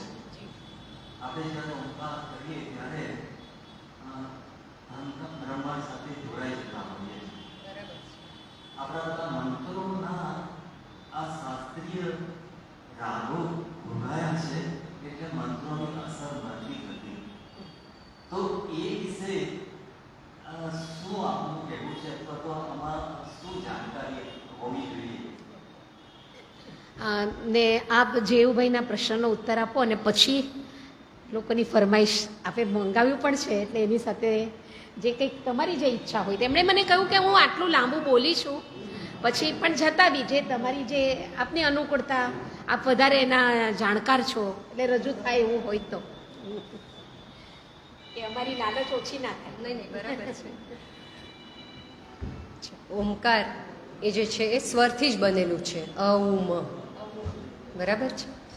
તો જ્યારે તમે એને વ્યવસ્થિત ઉચ્ચારો છો, આપણા જે મંત્રો પણ છે એ ઋગ્વેદના લઈ લો તમે કે સામવેદના છે, એ મંત્રોનું પણ તમને જો ખ્યાલ, અથવા ગીતા પણ મેં શીખવાડી, તો મારો ભાર હતો ઉચ્ચાર પર. તમને કદાચ ખ્યાલ હશે તો હું ભાર જે આપતી હતી એ ઉચ્ચાર પર, શ, સ, ક્ષ, શ, આ જે ઉચ્ચાર છે. એટલે આ તો એક તમને ઉદાહરણ આપ્યું, પણ આવા ત્યાં યંગ જે આપણે ખાલી પેલું લખવા માટે જ લખતા હોય અથવા બોલતા તો હોય જ નહીં, આપણે પેલું ખબર છે ને ક ખ ગ ંગ બરાબર. પણ ભગવદ્ ગીતામાં અથવા આપણા જે પ્રાચીન જે શ્લોકો છે, આ જે ગ્રંથો છે, એમાં આ બધાનો પ્રયોગ થાય છે, કારણ કે સંસ્કૃત ભાષાનો પ્રયોગ થાય છે. તો ઉચ્ચારણ જ્યારે તમે વ્યવસ્થિત કરો છો તો એના કંપન જે છે એ આપણા શરીરમાં થાય, એટલે શરીરમાં ફરે છે, વાઇબ્રેશન્સ. અ ઉ મ, આપણે ઓમ, તમે એને જો આંખ બંધ કરીને પૂર્ણ એકાગ્રતાથી જ્યારે તમે બેસીને ઓમ તમે ઉચ્ચારો છો, કદાચ તમે જ અનુભવશો કે એનું, અને કાનમાં જરાક અમે, એટલે હું તો કપાસ નાખીને કરું છું, તો એના જે વાઇબ્રેશન્સ છે એ તમને જાતે જ ફીલ થાય છે, તમને ફીલ થશે. અને એ સ્વર છે, તો સ્વરમાં તો તાકાત છે જ ને, સ્વરમાં તાકાત છે જ. અને નાદ બ્રહ્મ કહેવાય છે, નાદને બ્રહ્મ કહેવામાં આવ્યું છે. એટલે આ જે આપણા સંસ્કૃત શ્લોક છે અથવા ઓમકાર છે એ પણ સંગીત જ છે મોર ઓર લેસ. અને એનું પણ જે પરિણામ છે આપણા શરીર ઉપર અને મન ઉપર થાય છે. તેથી જ કહેવામાં આવે છે કે આ જે ઉચ્ચારણ છે એ તમે વ્યવસ્થિત કરો. ગીતાના શ્લોક જે છે, છોકરાઓ એટલું સરસ બોલતા હતા, એટલું સરસ ઉચ્ચારતા હતા, અને એ જ મારો ઉદ્દેશ્ય હતો કે એમણે વ્યવસ્થિત ઉચ્ચારવું જોઈએ. ઉચ્ચારણ બહુ જ મહત્ત્વનું છે. એટલે મારી બહુ જાણકારી નથી એ વિષયમાં, તે છતાં જેટલી મને જાણકારી હતી એટલી મેં તમને કહી છે.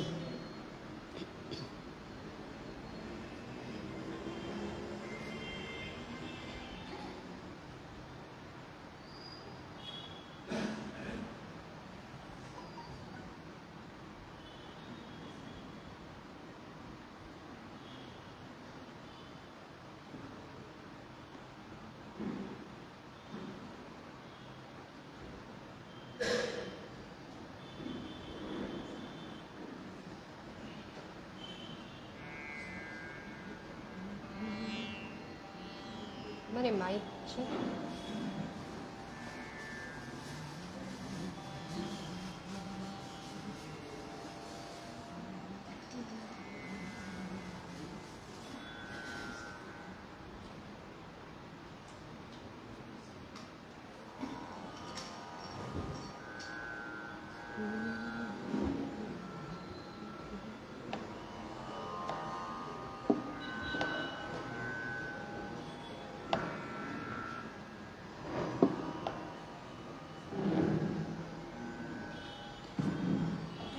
ના ના,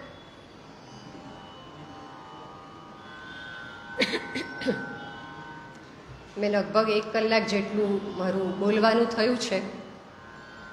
એનો પરિણામ અવાજ પર ચોક્કસ થાય છે, પણ તે છતાં તમારા બધાનો આગ્રહ છે તો હું 2 લાઈન ગાઈશ. ભજન છે, ભજનની 2 લાઈન તમને ગાઈને સંભળાવું છું.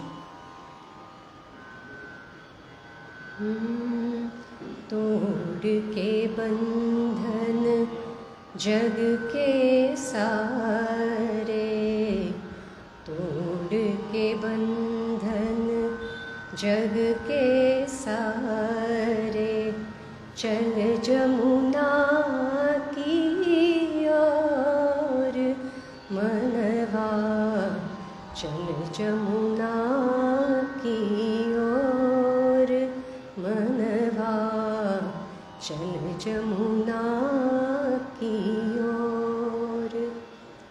ये जीवन है बहती धारा, ये जीवन है बहती धारा, इसका नहीं मिलता है किनारा, इसका न कोई छोर मनवा, चल जमुना की ओर मनवा, चल जमुना की ओर. कहीं नहीं मिलता उजियारा, कहीं नहीं मिलता उजियारा, पग पग पर फैला अंधियारा, जग है बड़ा ही कठोर मनवा, चल जमुना की ओर मनवा, चल जमुना की